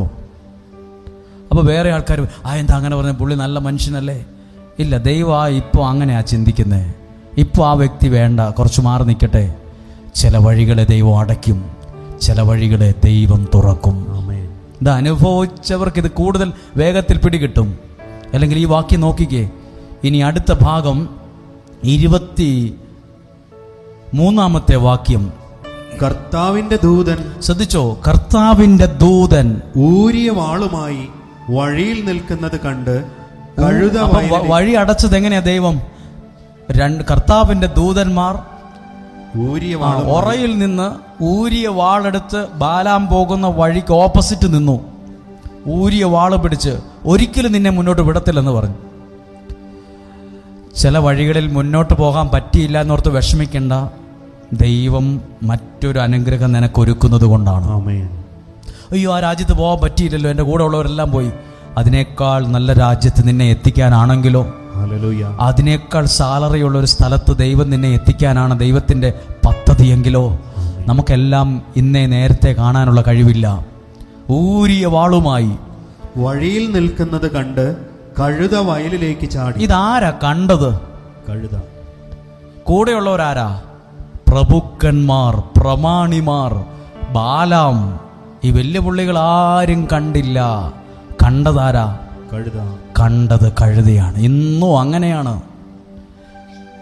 നമ്മളോട് ചില കാര്യങ്ങൾ പറഞ്ഞു തരുന്നത് ചിലര് നമ്മളോർക്കും, പുള്ളിക്ക് അതിന് വിദ്യാഭ്യാസമുണ്ടോ, പുള്ളി അതിന് തിയോളജി ഒന്നും വലിയ കാര്യമായിട്ട് പഠിച്ചിട്ടില്ലല്ലോ, പുള്ളി റോമിൽ പോയി ഒന്നും ഡോക്ടറേറ്റ് ഒന്നും എടുത്ത പുള്ളിക്ക് വിവരമുണ്ടോ? കഴുതകളായിരിക്കും ദൈവം നിനക്ക് വേണ്ടി ചിലത് ഒരുക്കുന്നത്. ആദ്യം കാണുന്നത് കൂടെയുള്ള വലിയ പുള്ളികളൊന്നും ആയിരിക്കത്തില്ല. നമ്മൾ പറയില്ലേ, പുള്ളി ഒരു കഴുതയാണ്. കഴുതയായിരിക്കും ആദ്യം നിനക്കുള്ളത് കാണുന്നത്. ഇത് വായിച്ചു നോക്കുമ്പം ഈ കൂടെയുള്ളവര് പ്രഭുക്കന്മാരും പ്രമാണിമാരും ബാലാമുമാണ്. ഒന്നും നിസ്സാരക്കാരല്ല. നാട്ടിലെ വലിയ പുള്ളികളാണ്. ഇവരാരും കണ്ടില്ല. പക്ഷെ ബാലാമിന്റെ കഴുത അത് കണ്ടു. നമ്മൾ ആരെയും തരം താഴ്ത്തരുത്. അയാൾക്കെന്നാ യോഗ്യതയുള്ള, അയാളുടെ വീട് അങ്ങനല്ലേ? ചിലപ്പോൾ അയാളെ ആയിരിക്കും ദൈവം നമുക്കുള്ള ചില കാര്യങ്ങൾ അയാളിലൂടെ ആയിരിക്കും നമുക്കുണ്ടാകുന്നത്. വിശ്വസിക്കുന്നു. അപ്പൊ ഈ ബാലാം എന്നായെന്നറിയോ? അടിയെടുത്ത് കഴുതക്കെട്ട് അടിച്ചു. കാരണം കഴുത മുന്നോട്ട് പോകാത്തത്, ഊരിയ വാളുമായി ദൈവത്തിന്റെ ദൂതന്മാർ അവിടെ നിൽക്കുന്നത് പ്രമാണികൾ കണ്ടില്ല, കഴുത കണ്ടു. ദൈവം ഒരു കഴുതേനെ പ്രയോജനപ്പെടുത്തുന്നത് കണ്ടോ? നമ്മൾ പറയില്ലേ, കഴുതയെ കൊണ്ട് അതിന് ബുദ്ധിയില്ലാത്തൊരു ജീവിയാണ് കഴുത. ചില മനുഷ്യരെ നമ്മൾ ദേഷ്യം വരുമ്പോൾ നീ എന്നാ ഒരു കഴുതിയാന്ന് ചോദിക്കും. അധ്യാപകർ പഠിപ്പിക്കുന്ന ചില പിള്ളേരെ ഈവൻ ഒരു കഴുതയാണെന്ന് പറയും. കഴുത എന്ന് പറയുന്നത് ഏറ്റവും താഴ്ത്തിക്കെട്ടി പറയുന്നൊരു വാക്കാണ്. കഴുതയോട് ചേർത്ത് പോയി നീ ഒരു കഴുതയാണല്ലോ, നിന്നെക്കൊണ്ട് ഒരു ഗുണമില്ലാത്തൊരു കഴുതയാണ്, നിന്നെക്കൊണ്ട് ആർക്കും ഗുണമില്ല. ഇപ്പൊ കണ്ടത് ഈ തൻ്റെ മുമ്പിൽ നിൽക്കുന്ന ദൂതനെ കണ്ടത് പ്രമാണിമാരല്ല, കഴുതയാണ്. ആമേൻ. എന്നോട് ഒത്തിരി പേർ ചോദിച്ചു, എന്നോട് പലരും ചോദിച്ചു, എങ്ങനെയാണ് ദിവസവും വചനം പറയുന്നത്, എവിടുന്ന് കിട്ടുന്നു, എങ്ങനെ കിട്ടുന്നു? ദൈവം ഈ വചനത്തിലുള്ള ചില കാര്യങ്ങളെ ഇന്നും ചില കഴുതയെ കാണിച്ചു കൊടുക്കും. ഹല്ലേലൂയ. എന്നോട് ഒത്തിരി പേര് എന്നെ പലരും വിളിച്ച വാക്കാണ്, നീ ഒരു കഴുതയാണ്, നീ ഒരു കഴുത, നിന്നെ കൊണ്ട് എന്നാ ഗുണമുള്ളത്, നിന്നെ കൊണ്ട് എന്തിനു കൊള്ളാം, നിന്റെ വീട് ഇങ്ങനെയല്ലേ, നിന്റെ അപ്പൻ ഇങ്ങനെയല്ലേ, നിന്റെ സഹോദരൻ ഇങ്ങനെയല്ലേ, നിനക്കൊക്കെ എന്നാ യോഗ്യതയുണ്ട് അവിടെ നിന്ന് പ്രസംഗിക്കാൻ, നീ നാട് നന്നാക്കുന്നതിന് മുമ്പ് നിന്റെ വീട് നന്നാക്കുക. ഇവരെല്ലാം പറഞ്ഞു വയ്ക്കുന്നത് നീ ഒരു കഴുതയാന്നാണ്. പക്ഷെ ഇന്നും ദൈവം ചില കാര്യങ്ങളെ കാണിക്കുന്നത് കഴുതേനെയായിരുന്നു. ആദ്യം കണ്ടത് കഴുതയാണ്. വലിയ പ്രമാണിമാരൊന്നും കണ്ടില്ലെന്നേ. അപ്പൊ കഴുതയാന്ന് വിചാരിച്ച് ചാടിക്കേറി അടിക്കാൻ പോവല്ലേ, ആ കണ്ടതിൽ എന്തോ ഉണ്ട്. നമ്മുടെ വീട്ടിൽ ജോലിക്ക് വരുന്നവര് പോലും വലിയവരാണ്. നമ്മുടെ വീട്ടിലെ നമ്മൾ പറയും വീട്ടിൽ പണിയാൻ വന്ന ആളാ, വീട്ടിൽ പറമ്പിൽ പണിയാൻ വന്ന ആളാ, അത് അടുക്കള പണിക്ക് വന്ന ഒരാളാ. ചിലപ്പോൾ നിങ്ങൾക്കുള്ള ചില നന്മകളെ ആ വീട്ടിൽ അടുക്കളപ്പണി എടുക്കുന്ന ആളായിരിക്കും പറയുന്നത്, ആൻറ്റി ഇത് നല്ലതല്ലെന്ന് തോന്നുന്നു കേട്ടോ. പിന്നെ നീ ആരാ പറയാ, നിനക്കതിന് ലോകപരിചയമുണ്ടോ? ഇവിടെ ദൈവം കാണിച്ചു കൊടുത്തത് കഴുതയ്ക്കാണ്. കഴുതയുടെ കണ്ണുകൾ അത് കണ്ടു. അപ്പോൾ ബാലാം എന്ത് ചെയ്തു എന്നറിയാമോ? വഴിയിലേക്ക് തിരിച്ചു കൊണ്ടുവരാൻ ബാലാം അതിനെ അടിച്ചു. ബാലാം കഴുതയ്ക്കിട്ട അടിയോടടി. കഴുതയ്ക്ക് മിണ്ടാൻ അറിയില്ല, കഴുത കരഞ്ഞു എന്നാണ്. അടിച്ചു. നീ എന്തിനാ ഇങ്ങോട്ട് ചാടിയത്, നേരെ പോയിക്കൂടെ? അവിടെ വഴി അടച്ച് ദൈവത്തിന്റെ ദൂതൻ നിൽക്കുക, നീ മുന്നോട്ട് പോയ അപകടവാ. നിന്റെ മുന്നോട്ടുള്ള യാത്ര ബുദ്ധിശൂന്യതയാണ്, പോകല്ല്. ഇത് കണ്ടത് കഴുതയാണ്, കഴുതനെ അടിച്ചു. അപ്പോൾ കർത്താവിന്റെ ദൂതൻ മുന്തിരിത്തോട്ടത്തിൽ ഇരുവശവും മതിലുള്ള ഇടുങ്ങിയ വഴിയിൽ നിന്ന്, അവിടെ രണ്ട് സൈഡും മതിലുള്ള ഒരു സ്ഥലം ഉണ്ടായി, രണ്ട് സൈഡും കയ്യാല കെട്ടി വെച്ചിരിക്കുക മതില്. അപ്പോൾ ദൈവത്തിന്റെ ദൂതൻ ആ രണ്ട് സൈഡും മതിലുള്ള സ്ഥലത്ത് കയറി നിന്നു. അപ്പോൾ ഇതൊന്നും പ്രമാണിമാരും ബാലാമും കാണുന്നില്ല, കഴുത ഇത് കണ്ടോണ്ടായിരിക്കുന്നേ. അപ്പോൾ കർത്താവിന്റെ ദൂതനെ കണ്ട് കഴുത മതിലിനോട് ചേർന്ന് ഒതുങ്ങി. അവിടെ ദൈവത്തിന്റെ ദൂതൻ ഊരിയ വാളുമായി നിൽക്കുന്നത് കണ്ട് കഴുത എന്ത് ചെയ്തു? ഭിത്തിയോട്, ആ മതിലിനോട് ചേർന്ന് നിന്നപ്പം കഴുതപ്പുറത്തിരുന്ന ബാലാമിന്റെ കാല് ഭിത്തിയിൽ ഒരഞ്ഞു. പുള്ളിയുടെ കാലിന് ചെറിയ മുറിവുണ്ടായി. ബാലാമിന്റെ കാൽ മതിലിൽ ഉരഞ്ഞു. മതിലിനോട് ചേർന്ന്, ഭിത്തിയോട് ചേർന്ന് കാൽ ഒരഞ്ഞു. അപ്പോൾ ഇദ്ദേഹത്തിന് ദേഷ്യം ഇരട്ടിയായി. അവൻ കഴുതയെ വീണ്ടും അടിച്ചു, ഭയങ്കരമായി ഉപദ്രവിച്ചു. കർത്താവിന്റെ ദൂതൻ മുൻപോട്ട് പോയി ഇടം വലം തിരിയാൻ ഇടമില്ലാത്ത ഇടുങ്ങിയ സ്ഥലത്ത് വീണ്ടും ഈ പുള്ളിക്ക് എന്തെല്ലാം തടസ്സം ഉണ്ടായപ്പോഴും മുന്നോട്ട് പോവുകയാണ്. ചില വഴികളെ ദൈവം അടയ്ക്കും, മുന്നോട്ട് പോകാൻ സമ്മതിക്കത്തില്ല. പോയാൽ നീ ഒരു അപകടത്തിൽ ചാടുമെന്ന് ദൈവത്തിനറിയാം. ആമേൻ. ഇനി എഴുതിയിട്ടുണ്ട്, ഇടം വലം തിരിയാൻ പറ്റാത്ത ഒരു സ്ഥലത്തു നിന്നു ദൂതനെ. അത് ശ്രദ്ധിക്കണം, മുമ്പേ പല സ്ഥലത്തും ദൂതൻ ആദ്യം നിന്നു. അപ്പോൾ കഴുത വയലിലേക്ക് ചാടി, അപ്പോൾ കഴുതേനെ അടിച്ചു. വീണ്ടും മതിലുള്ള സ്ഥലത്ത് നിന്നു, ബാലാമിന്റെ കാല് ഒരഞ്ഞു. വീണ്ടും ഒരിക്കലും മുന്നോട്ട് പോകാൻ പറ്റാത്ത വിധത്തിൽ ഒരു ഇടുങ്ങിയ വഴി കയറി നിന്നു. അപ്പോഴോ ദൂതനെ കണ്ടപ്പോൾ കഴുത കിടന്നു കളഞ്ഞു. മുന്നോട്ട് പോകാൻ പറ്റാതെ, കഴുത വയലിലേക്ക് ചാടാൻ പറ്റൂല, മതിലിനോട് ചേരാൻ സ്ഥലമില്ലാത്തോണ്ട് കഴുത അവിടെ കിടന്നു. ആ മൃഗം അവിടെ കിടന്നു. ബാലാമിന്റെ കോപം ജ്വലിച്ചു. കിടന്ന കഴുതേനെ, ആ മിണ്ടാപ്രാണിയെ ബാലാം വീണ്ടും അടിച്ചു. ഇപ്പൊ പല അടികളായി അതിന്റെ മേത്ത് കിട്ടുന്നു, പല വിഷമങ്ങൾ ആ മൃഗത്തിനുണ്ടായി. അപ്പോൾ ഒരു കാര്യം ഉണ്ടായി, കഴുതയ്ക്ക് ദൈവം സംസാര ശക്തി കൊടുത്തു എന്നാണ് ഇതിൽ എഴുതിയിട്ടുള്ളത്. ഒരാൾക്കും കിട്ടാത്ത ഒരു ഭാഗ്യം. കഴുത, ഒരു മൃഗം സംസാരിച്ചു, മനുഷ്യന്റെ ഭാഷയിൽ സംസാരിച്ചു. അപ്പോൾ കർത്താവ് കഴുതയ്ക്ക് സംസാര ശക്തി നൽകി. ഇച്ചിരി അടി കിട്ടിയാലും ഇച്ചിരി പ്രശ്നം ഉണ്ടായാലും ആർക്കും കിട്ടാത്തൊരു ഭാഗ്യം ഇപ്പൊ കഴുതിക്കുണ്ടായി. ചില വിഷമങ്ങൾ നമ്മുടെ അനുഗ്രഹമാണ്. ആമേൻ. ചില സങ്കടങ്ങൾ അത് വലിയ കിരീടമാണ്. ഹല്ലേലൂയ. നമുക്ക് ചില അടികൾ കിട്ടും, ചില വിഷമങ്ങളൊക്കെ വരും, ചില പ്രതിസന്ധികൾ വരും. അത് വേറൊരു നന്മയ്ക്ക്, വേറൊരു നന്മയ്ക്ക് കാരണമായി. കഴുത 3 പ്രാവശ്യം എന്നെ അടിക്കാൻ ഞാൻ നിന്നോട് എന്ത് ദ്രോഹം ചെയ്തു എന്ന് അത് ബാലാമിനോട് ചോദിച്ചു. ആര് ചോദിച്ചു? പ്രഭുക്കന്മാരോ പ്രമാണിമാരോ അല്ല, കഴുത ചോദിച്ചു. നീ എന്നെ കുറെ പ്രാവശ്യമായി അടിക്കുന്നു, എന്തിനാണ് എന്നെ ഇങ്ങനെ അടിക്കുന്നത്? എന്തിനാണ് എങ്ങനെ ഉപദ്രവിക്കുന്നത്? ഞാൻ നിന്നോട് എന്തു തെറ്റ് ചെയ്തു എന്ന് ആര് ചോദിച്ചു? കഴുത ചോദിച്ചു. ഈ ബാലാമിനോട് ചോദിച്ചു, ഞാൻ നിന്നെ ഇതിനു മുമ്പ് പല സ്ഥലത്തും കൊണ്ടുപോയിട്ടുണ്ട്, പക്ഷെ എവിടെയും നിന്നെ ഞാൻ ലക്ഷ്യത്തിലെത്താതിരുന്നിട്ടില്ല. നീ ഉദ്ദേശിച്ച സ്ഥലത്ത് നിന്നെ ഞാൻ കൊണ്ടുപോയിട്ടുണ്ട്, പക്ഷെ ഇവിടെ നീ എന്തിനാ എന്നെ അടിക്കുന്നത്? ഇതാ നിന്റെ മുന്നോട്ടുള്ള വഴിയെ തടഞ്ഞ് ദൂതൻ മുമ്പിൽ നിൽക്കുന്നോണ്ടാണ് എനിക്ക് മുന്നോട്ട് പോകാൻ പറ്റാത്തത്. എന്നിട്ട് നീ ഉന്തിത്തള്ളി മുന്നോട്ട് പോവാണ് വാശി പിടിച്ച്. വായിച്ചേ. ബാലാം കഴുതയോട് പറഞ്ഞു, നീ എന്നെ അവഹേളിച്ചു. ബാലാം പറയാണ്, നീ എന്നെ അവഹേളിച്ചു. നീ എന്റെ വഴികളിൽ പല പ്രാവശ്യം തടസ്സം ഉണ്ടാക്കുന്നു. ബാലാം എന്നിട്ടും കാണുന്നില്ല കഴുത കണ്ട ദൈവീക ഇടപെടലുകളെ. ഞാനിങ്ങനെ ഓർക്കുന്നൊരു കാര്യമുണ്ട്. നമ്മുടെ ഇപ്പോഴൊന്നുമല്ല, ഞാൻ വളരെ വളരെ ചെറുപ്പമായിരുന്നപ്പോൾ എൻ്റെ ഒരു കുടുംബക്കാരുടെ വീട്ടിൽ ഞാൻ ആയിരിക്കുമ്പം ഒരു കാര്യം ഒരാൾ പറയുവാണ്. ആ വ്യക്തിയോട് പറയുക, വന്ന ആരാന്നറിയാമോ? ആ വീട്ടിൽ പഴയ പാത്രങ്ങളൊക്കെ വിൽക്കാൻ വന്ന ഒരു മുഷിഞ്ഞ വസ്ത്രം ധരിച്ച ഒരു സ്ത്രീ, ഒരമ്മ, മലയാളിയൊന്നുമല്ല, മലയാളമൊക്കെ പഠിച്ച് മലയാളം അഡ്ജസ്റ്റ് ചെയ്ത് പറയുന്ന ഒരാൾ വീടിൻ്റെ തിണ്ണയിലിരുന്ന് പാത്രം, ഇങ്ങനെ പഴയ പ്ലാസ്റ്റിക്, ഇന്നും അങ്ങനെ ഇല്ല, വിലയില്ലാത്ത കുറേ പാത്രങ്ങളാണ്, പഴയ പാത്രങ്ങൾ, അതായത് പ്ലാസ്റ്റിക്കിൻ്റെ പാത്രങ്ങൾ കൊടുത്തുകൊണ്ടിരിക്കുമ്പോൾ ഈ വന്നയാള് വീട്ടിലുള്ള ഒരാളോട് ചോദിക്കുവാണ്, നിങ്ങളുടെ ഏറ്റവും പ്രിയപ്പെട്ട ഒരാളെ ഓർത്ത് നിങ്ങൾ കരയുവാണല്ലോ എന്ന്. നിങ്ങളുടെ പ്രിയപ്പെട്ട ഒരാളെ ഓർത്ത്. അപ്പം എൻ്റെ വീട്ടിലിരുന്ന് അവർ പറയുക, അയ്യോ അത് ശരിയാണല്ലോ, നിങ്ങൾക്ക് എങ്ങനെ പിടികിട്ടി? ആളൊരു കൗൺസിലറല്ല, ക്രിസ്ത്യാനിയാണോ എന്നറിയത്തില്ല, പക്ഷെ വീട്ടിൽ പാത്രം വിൽക്കാൻ വന്ന ആൾ പറയുക, നിങ്ങളുടെ ഉള്ളിലൊരു ദുഃഖമുണ്ടെന്നും നിങ്ങൾ നിങ്ങളുടെ പ്രിയപ്പെട്ട ഒരാളെ ഓർത്ത് കരയുന്നുണ്ടെന്നും.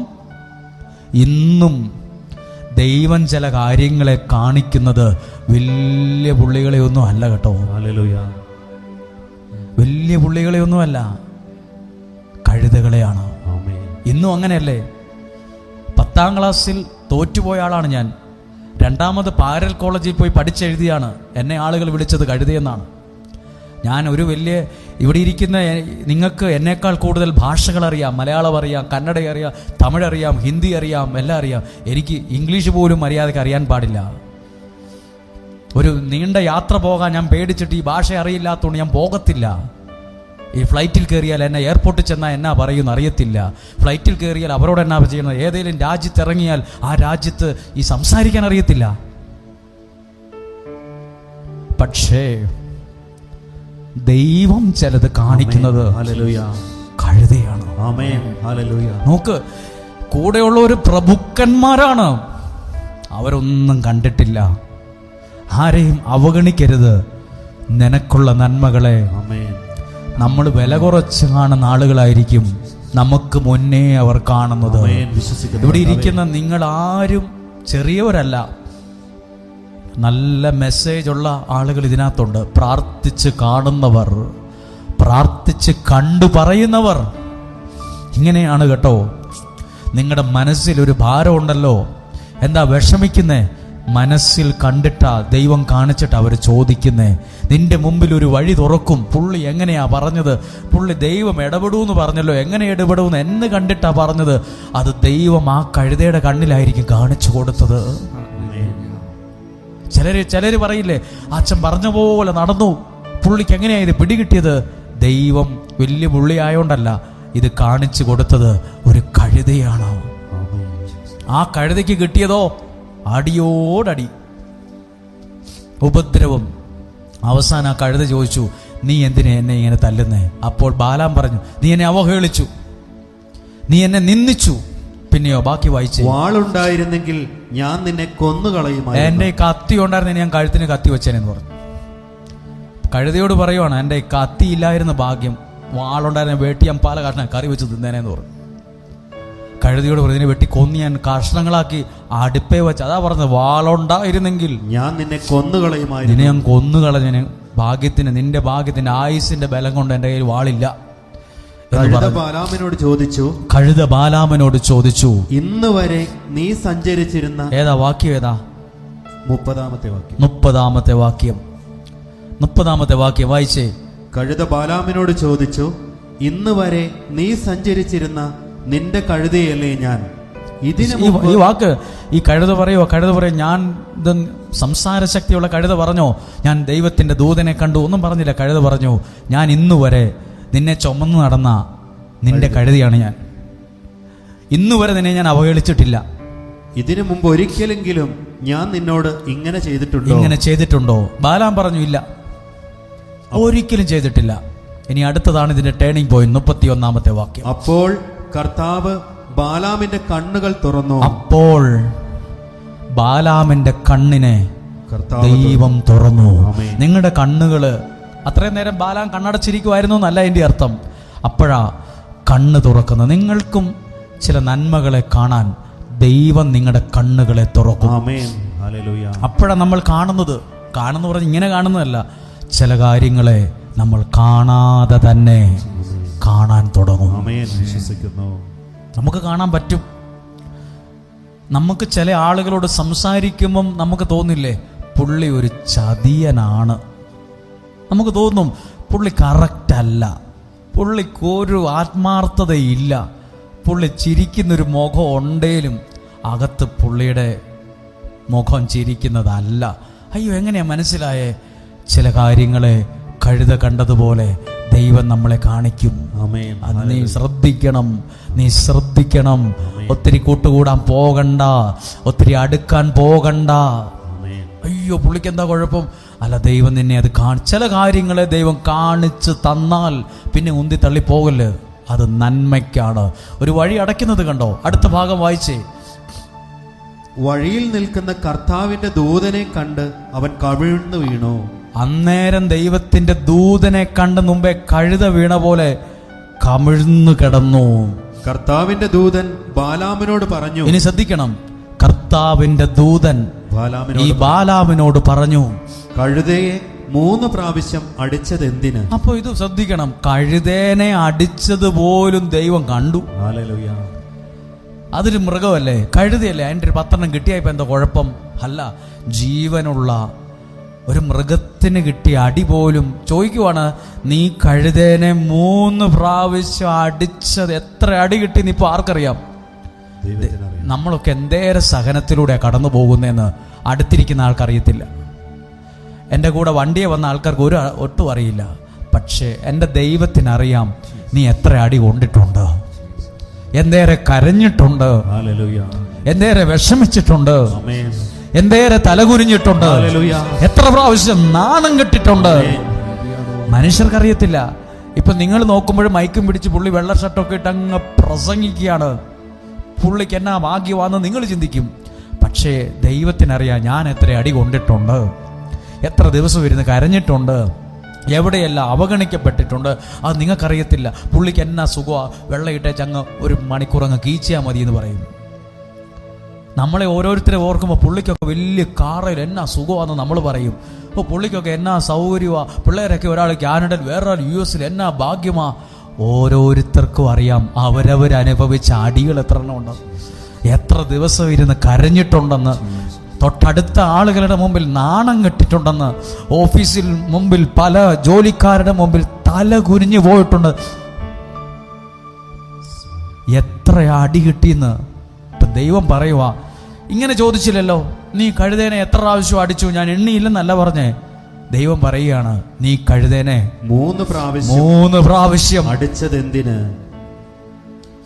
3 പ്രാവശ്യം അടിച്ചതെന്തിന്? അപ്പൊ നിങ്ങൾ ആരെയെങ്കിലും വാക്കുകൊണ്ടോ അടിക്കുന്നത് ശ്രദ്ധിക്കണം. ദൈവം ചോദിക്കൂ, എന്തിനാ അടിച്ച്? കാര്യമുള്ള കാര്യത്തിനാണോ? കാര്യമുള്ള കാര്യത്തിനാണോ? എന്തിനാ അടിച്ചത്? എന്തിനാ ആ വ്യക്തിയെ നീ ഉപദ്രവിച്ചത്? എന്തിനാ ആ വ്യക്തിയുടെ കല്യാണം മുടക്കിയത്? എന്തിനാ ആ വ്യക്തിയുടെ സ്ഥലക്കച്ചവടം നീ മുടക്കിയത്?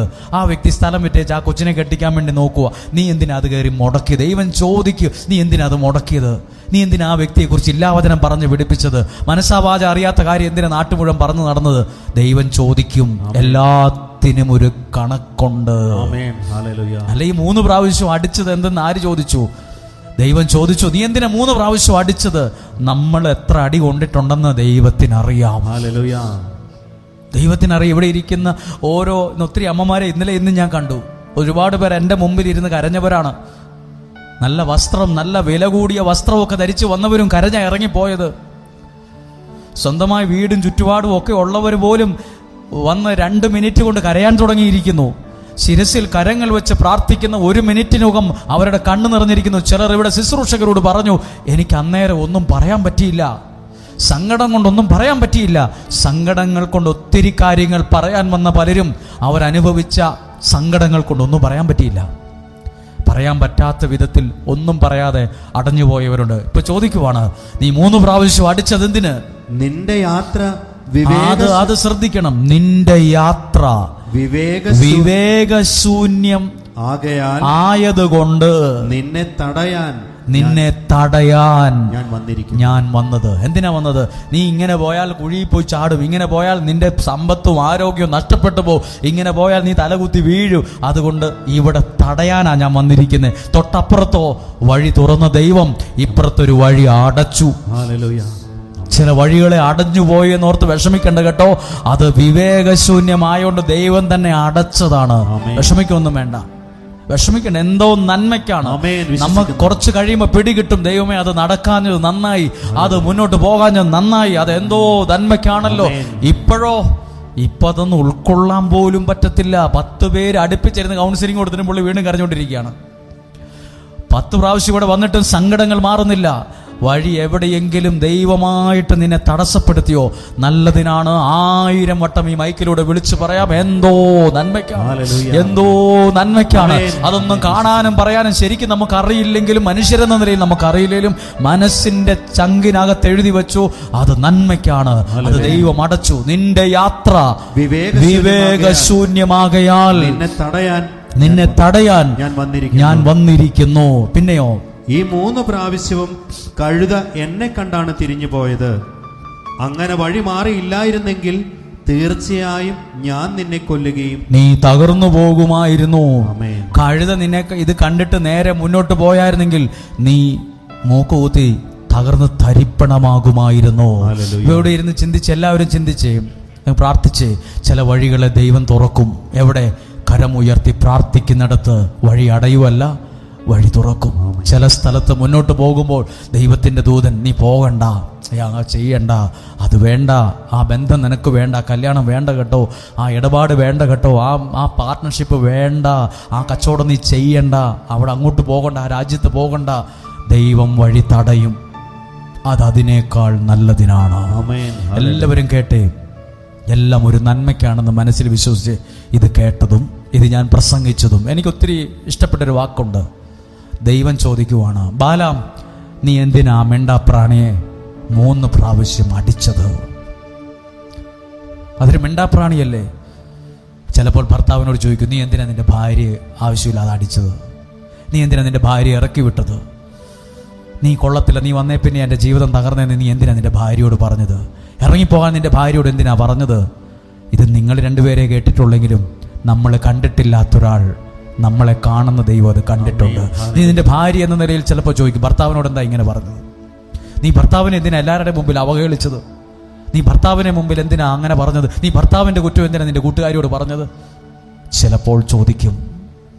കഴുതേനെ അടിച്ചതുപോലും സ്വർഗത്തിൻ്റെ രജിസ്റ്റർ ആയിട്ടുണ്ട്. എന്നിട്ട് ദൈവം ചോദിക്കുക, നീ ആ കഴുതേനെ എന്തിനാ അടിച്ചത്? ആ കഴുത മാറിയില്ലായിരുന്നെങ്കിൽ നിന്റെ ജീവിതം തകർന്നു പോകുമായിരുന്നു.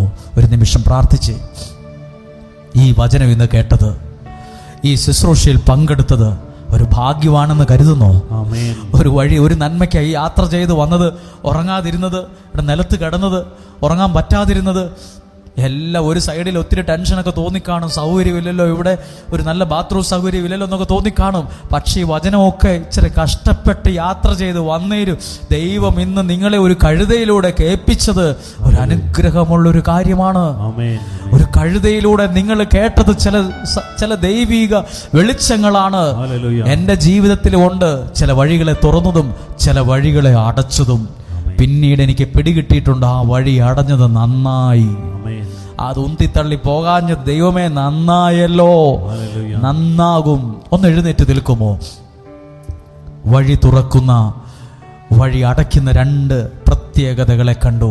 നിങ്ങൾക്ക് എത്രമാത്രം ഇത് മനസ്സിലായി? നിങ്ങൾക്ക് ആരെങ്കിലും ഓർക്കുന്നുണ്ടോ? എൻ്റെ സങ്കടം കാണാൻ ആരാ ഉള്ളേ? നിങ്ങളൊന്ന് കണ്ണുകളടച്ച്, പ്രിയപ്പെട്ടവരെ, ഇവിടെ ഇരിക്കുന്ന ചില അമ്മമാരെ കാണുമ്പോൾ എനിക്ക് എൻ്റെ വീട്ടിലുള്ള ചിലരെ ഓർമ്മ വരാറുണ്ട്. ചില ആളുകൾ ചില സങ്കടം പറഞ്ഞ് കരയുമ്പോൾ ഞാൻ എൻ്റെ സങ്കടങ്ങളെ ഓർത്ത് വിതുമ്പിപ്പോകാറുണ്ട്. നമ്മൾ രണ്ടായിട്ട് നിന്നല്ല ഇവിടെ പ്രസംഗിക്കുന്നത്. ഞാൻ അല്പം കയറ്റപ്പുറമുള്ള ഒരു പ്ലാറ്റ്ഫോമിൽ നിന്നാണ് പ്രസംഗിക്കുന്നതെങ്കിലും നിങ്ങളിൽ ഒരാളായി നിന്നാണ് പ്രസംഗിക്കുന്നത്. ഞാൻ വലിയൊരു പുള്ളിയാണ്, നിങ്ങളെല്ലാം സാധാരണക്കാരാണ്, ആ നിലയിലല്ല പ്രസംഗിക്കുന്നത്. ഇവിടെ നമ്മളൊരു കുടുംബമായി നിന്നുകൊണ്ടാണ്. നിങ്ങളെക്കാൾ യോഗ്യത എനിക്കുള്ളത് കൊണ്ടോ നിങ്ങളെക്കാൾ എന്തൊക്കെയോ പ്രത്യേകത എനിക്കുള്ളത് കൊണ്ടോ അല്ല ഇവിടെ നിൽക്കുന്നത്. അതൊരു ദൈവിക നിയോഗമുള്ളത് കൊണ്ട് മാത്രമാണ്. ഞാനും നിങ്ങളും ഈ ശബ്ദം കേൾക്കുന്ന ഓരോരുത്തരും നമ്മളെല്ലാവരും പെട്ടെന്ന് വാടിപ്പോകുന്ന, പെട്ടെന്ന് സങ്കടം വരുന്ന വെറും പച്ചയായ മനുഷ്യന്മാരാണെന്നേ. ആരാ ഇവിടെ എല്ലാം തികഞ്ഞവർ? ആരാ ഇവിടെ എല്ലാം തികഞ്ഞ വലിയ പുള്ളികൾ? ആരുമില്ല.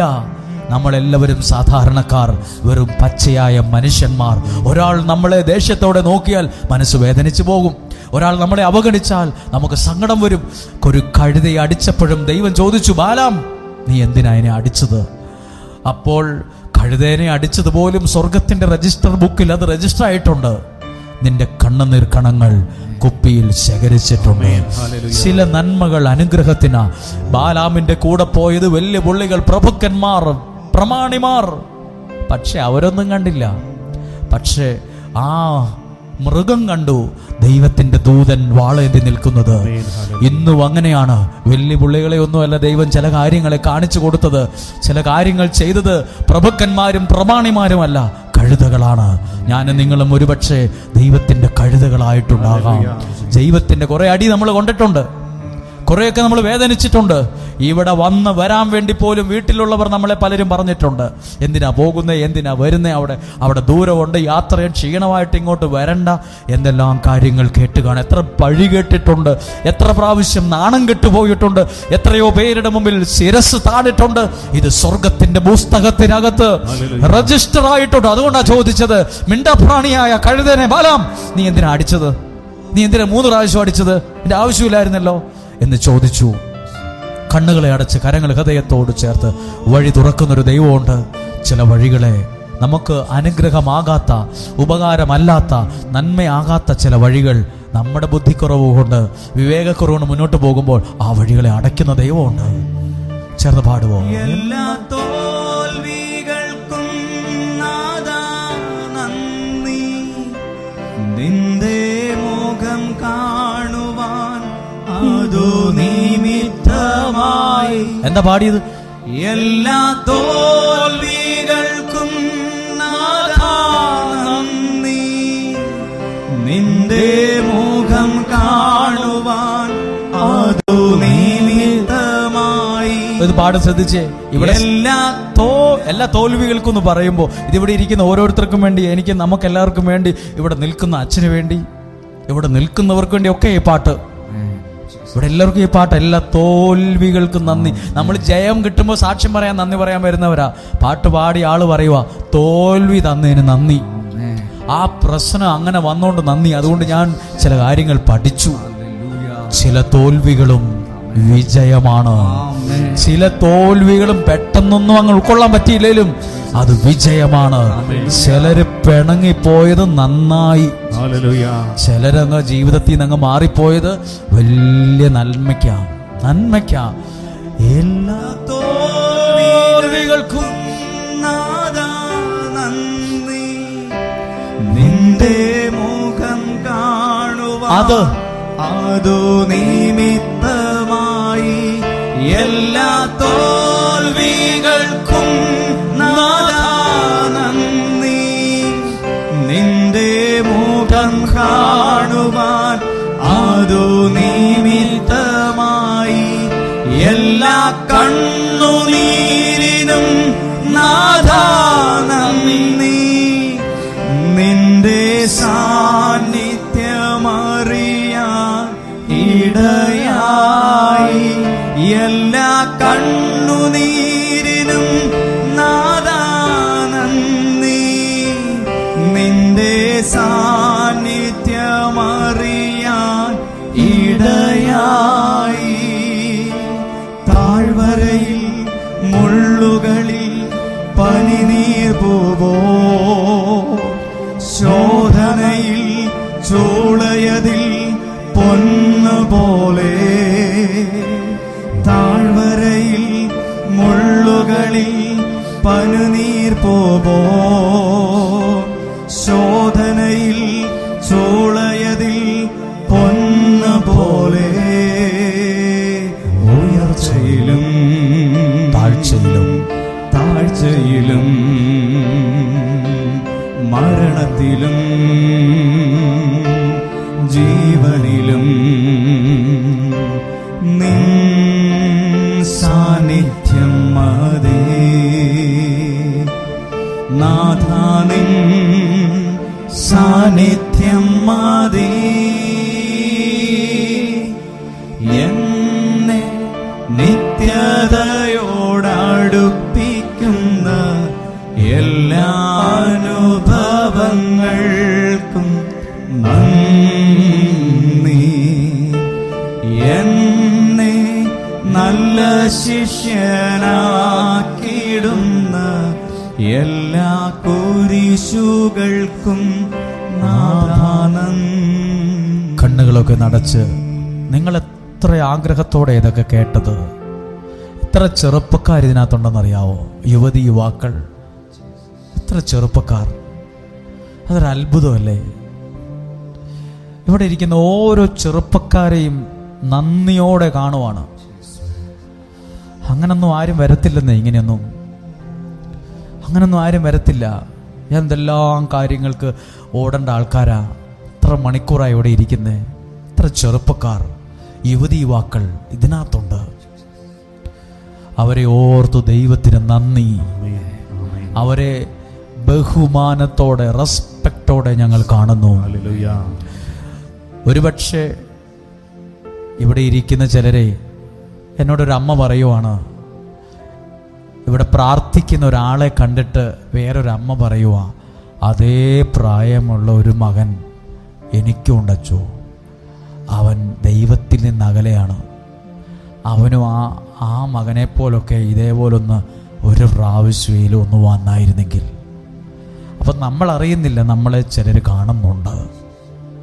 അവരാഗ്രഹിക്കുന്നുണ്ട്, ഇതേ പ്രായമുള്ളൊരു മകൾ എനിക്കും ഉണ്ട്, ഇതേ പ്രായമുള്ളൊരു മകൻ എൻ്റെ വീട്ടിലുമുണ്ട്. അവരൊന്നും ഇതുപോലൊന്നും വരുന്നില്ലല്ലോ. കണ്ണുകളടച്ച് പ്രാർത്ഥിക്കുമ്പോഴേ ഞാൻ ഇന്ന് വഴി തുറക്കുന്നൊരു ദൈവത്തെക്കുറിച്ചും ചില വഴികളെ ദൈവം അടയ്ക്കുമെന്ന് പറഞ്ഞു. അതിനപ്പുറമായൊരു കാര്യം കൂടിയുണ്ട്. ബാലാം സഞ്ചരിച്ചതൊരു കഴുതയുടെ പുറത്താണ്. ബാലാം വിചാരിച്ചില്ല ഈ കഴുതയെ കൊണ്ട് വലിയ ഗുണമുണ്ടാകുമെന്ന്. പക്ഷേ ഒരു വലിയ രക്ഷയുണ്ടായത് ആ കഴുത നിമിത്തമാണ്. ചിലപ്പോൾ നമ്മളെ വിലയില്ലാത്തവരായി പലരും കാണും. നമ്മളെ ചിലപ്പോൾ അടിക്കും. ദൈവത്തിൻ്റെ ചില മാർഗങ്ങൾ കാണിച്ചു പറയുമ്പോൾ ചിലർ നമ്മളെ ചീത്ത പറയും, ചിലർ നമ്മളെ അടിക്കും. എനിക്ക് ഏറ്റവും ഇഷ്ടപ്പെട്ട കാര്യം നിങ്ങളോട് പറയുവാണ്. ദൈവം എങ്ങനെ അറിഞ്ഞ് ബാലാമിനോട് ചോദിച്ചു, നീ കഴുതനെ എന്തിനാ 3 പ്രാവശ്യം അടിച്ചത്? അത് അങ്ങനെയാ സ്വർഗം അറിഞ്ഞത്. ദൈവത്തിൻ്റെ ദൂതന്മാർ ബാലാം 3 പ്രാവശ്യം അടിച്ചു എന്ന്. ആ കഴുതയുടെ സങ്കടം പോലും സ്വർഗത്തിലെ ദൈവം കണ്ടതുകൊണ്ടല്ലേ. ഇവിടെ ഇരിക്കുന്ന ആരും ചെറിയവരല്ല. നിങ്ങൾ ആരുമാകട്ടെ, നിങ്ങൾ ചിലപ്പോൾ ഒരു ആർസിക്കാരനായിരിക്കും, യാക്കോബായക്കാരനായിരിക്കും, പെന്തക്കോസ്തക്കാരനായിരിക്കും, മറ്റ് മതത്തിൽപ്പെട്ട ആളായിരിക്കും, ഓർത്തഡോക്സുകാരനായിരിക്കും, മാർത്തോമക്കാരനായിരിക്കും, CSI ആയിരിക്കും, ഏത് മതത്തിൽപ്പെട്ട ഒരാളാകട്ടെ, നിങ്ങൾ അനുഭവിക്കുന്ന വേദനയുടെ ആഴം, എത്ര അടി കൊണ്ടെന്ന്, എത്ര അവഗണിക്കപ്പെട്ടിട്ടുണ്ടെന്ന്, എന്തേരെ ഇരുന്ന് കരഞ്ഞിട്ടുണ്ടെന്ന്, ഒറ്റയ്ക്കിരുന്ന് കരഞ്ഞിട്ടുണ്ടെന്ന്, ജീവിത പങ്കാളിയെ ഭർത്താവിനെ ഭാര്യയ്ക്ക് പോലും അറിയത്തുണ്ടാവില്ല, നമ്മുടെ പിള്ളേർക്ക് പോലും അറിയത്തുണ്ടാവില്ല. പക്ഷേ സ്വർഗത്തിലറിയാം, ദൈവത്തിനറിയാം നിനക്ക് എത്ര അടി കൊണ്ടിട്ടുണ്ട്, എന്തേരെ വിഷമിച്ചിട്ടുണ്ട്. അതുകൊണ്ട് ഒറ്റ പ്രാവശ്യം കൂടെ പാടുവാണ്, എല്ലാ തോൽവികൾക്കും നന്ദി. എല്ലാ തോൽവികൾക്കും നാഥാ നന്ദി, നിന്റെ മുഖം കാണുവാൻ അതു നിമിത്തമായി. എല്ലാ തോൽവികൾക്കും നാഥാ നന്ദി, നിന്റെ മുഖം കാണുവാൻ അതു നിമിത്തമായി. പിന്നെയോ എല്ലാ കണ്ണുനീരിനും നാഥാ നന്ദി, നിന്റെ സാന്നിധ്യമറിയാൻ ഇടയായി. എല്ലാ കണ്ണുനീരിനും നാഥാ നന്ദി, നിന്റെ സാന്നിധ്യമറിയാൻ ഇടയായി. താഴ്വരയിൽ മുള്ളുകളിൽ പനിനീർ പൂവോ, ശോധനയിൽ ചോളയതിൽ പൊന്നു പോലെ. അടുത്ത ഭാഗം, ഉയർച്ചയിലും താഴ്ചയിലും മരണത്തിലും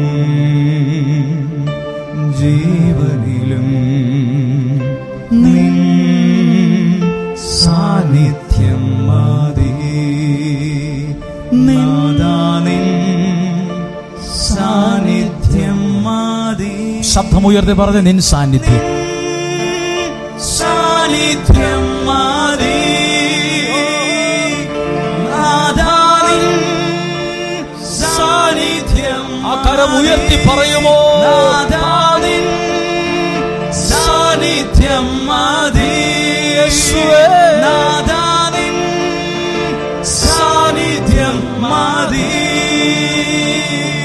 നിൻ സാന്നിധ്യം മതി. കരങ്ങൾ താഴ്ത്തി, നാഥാ നിൻ സാന്നിധ്യം മതി.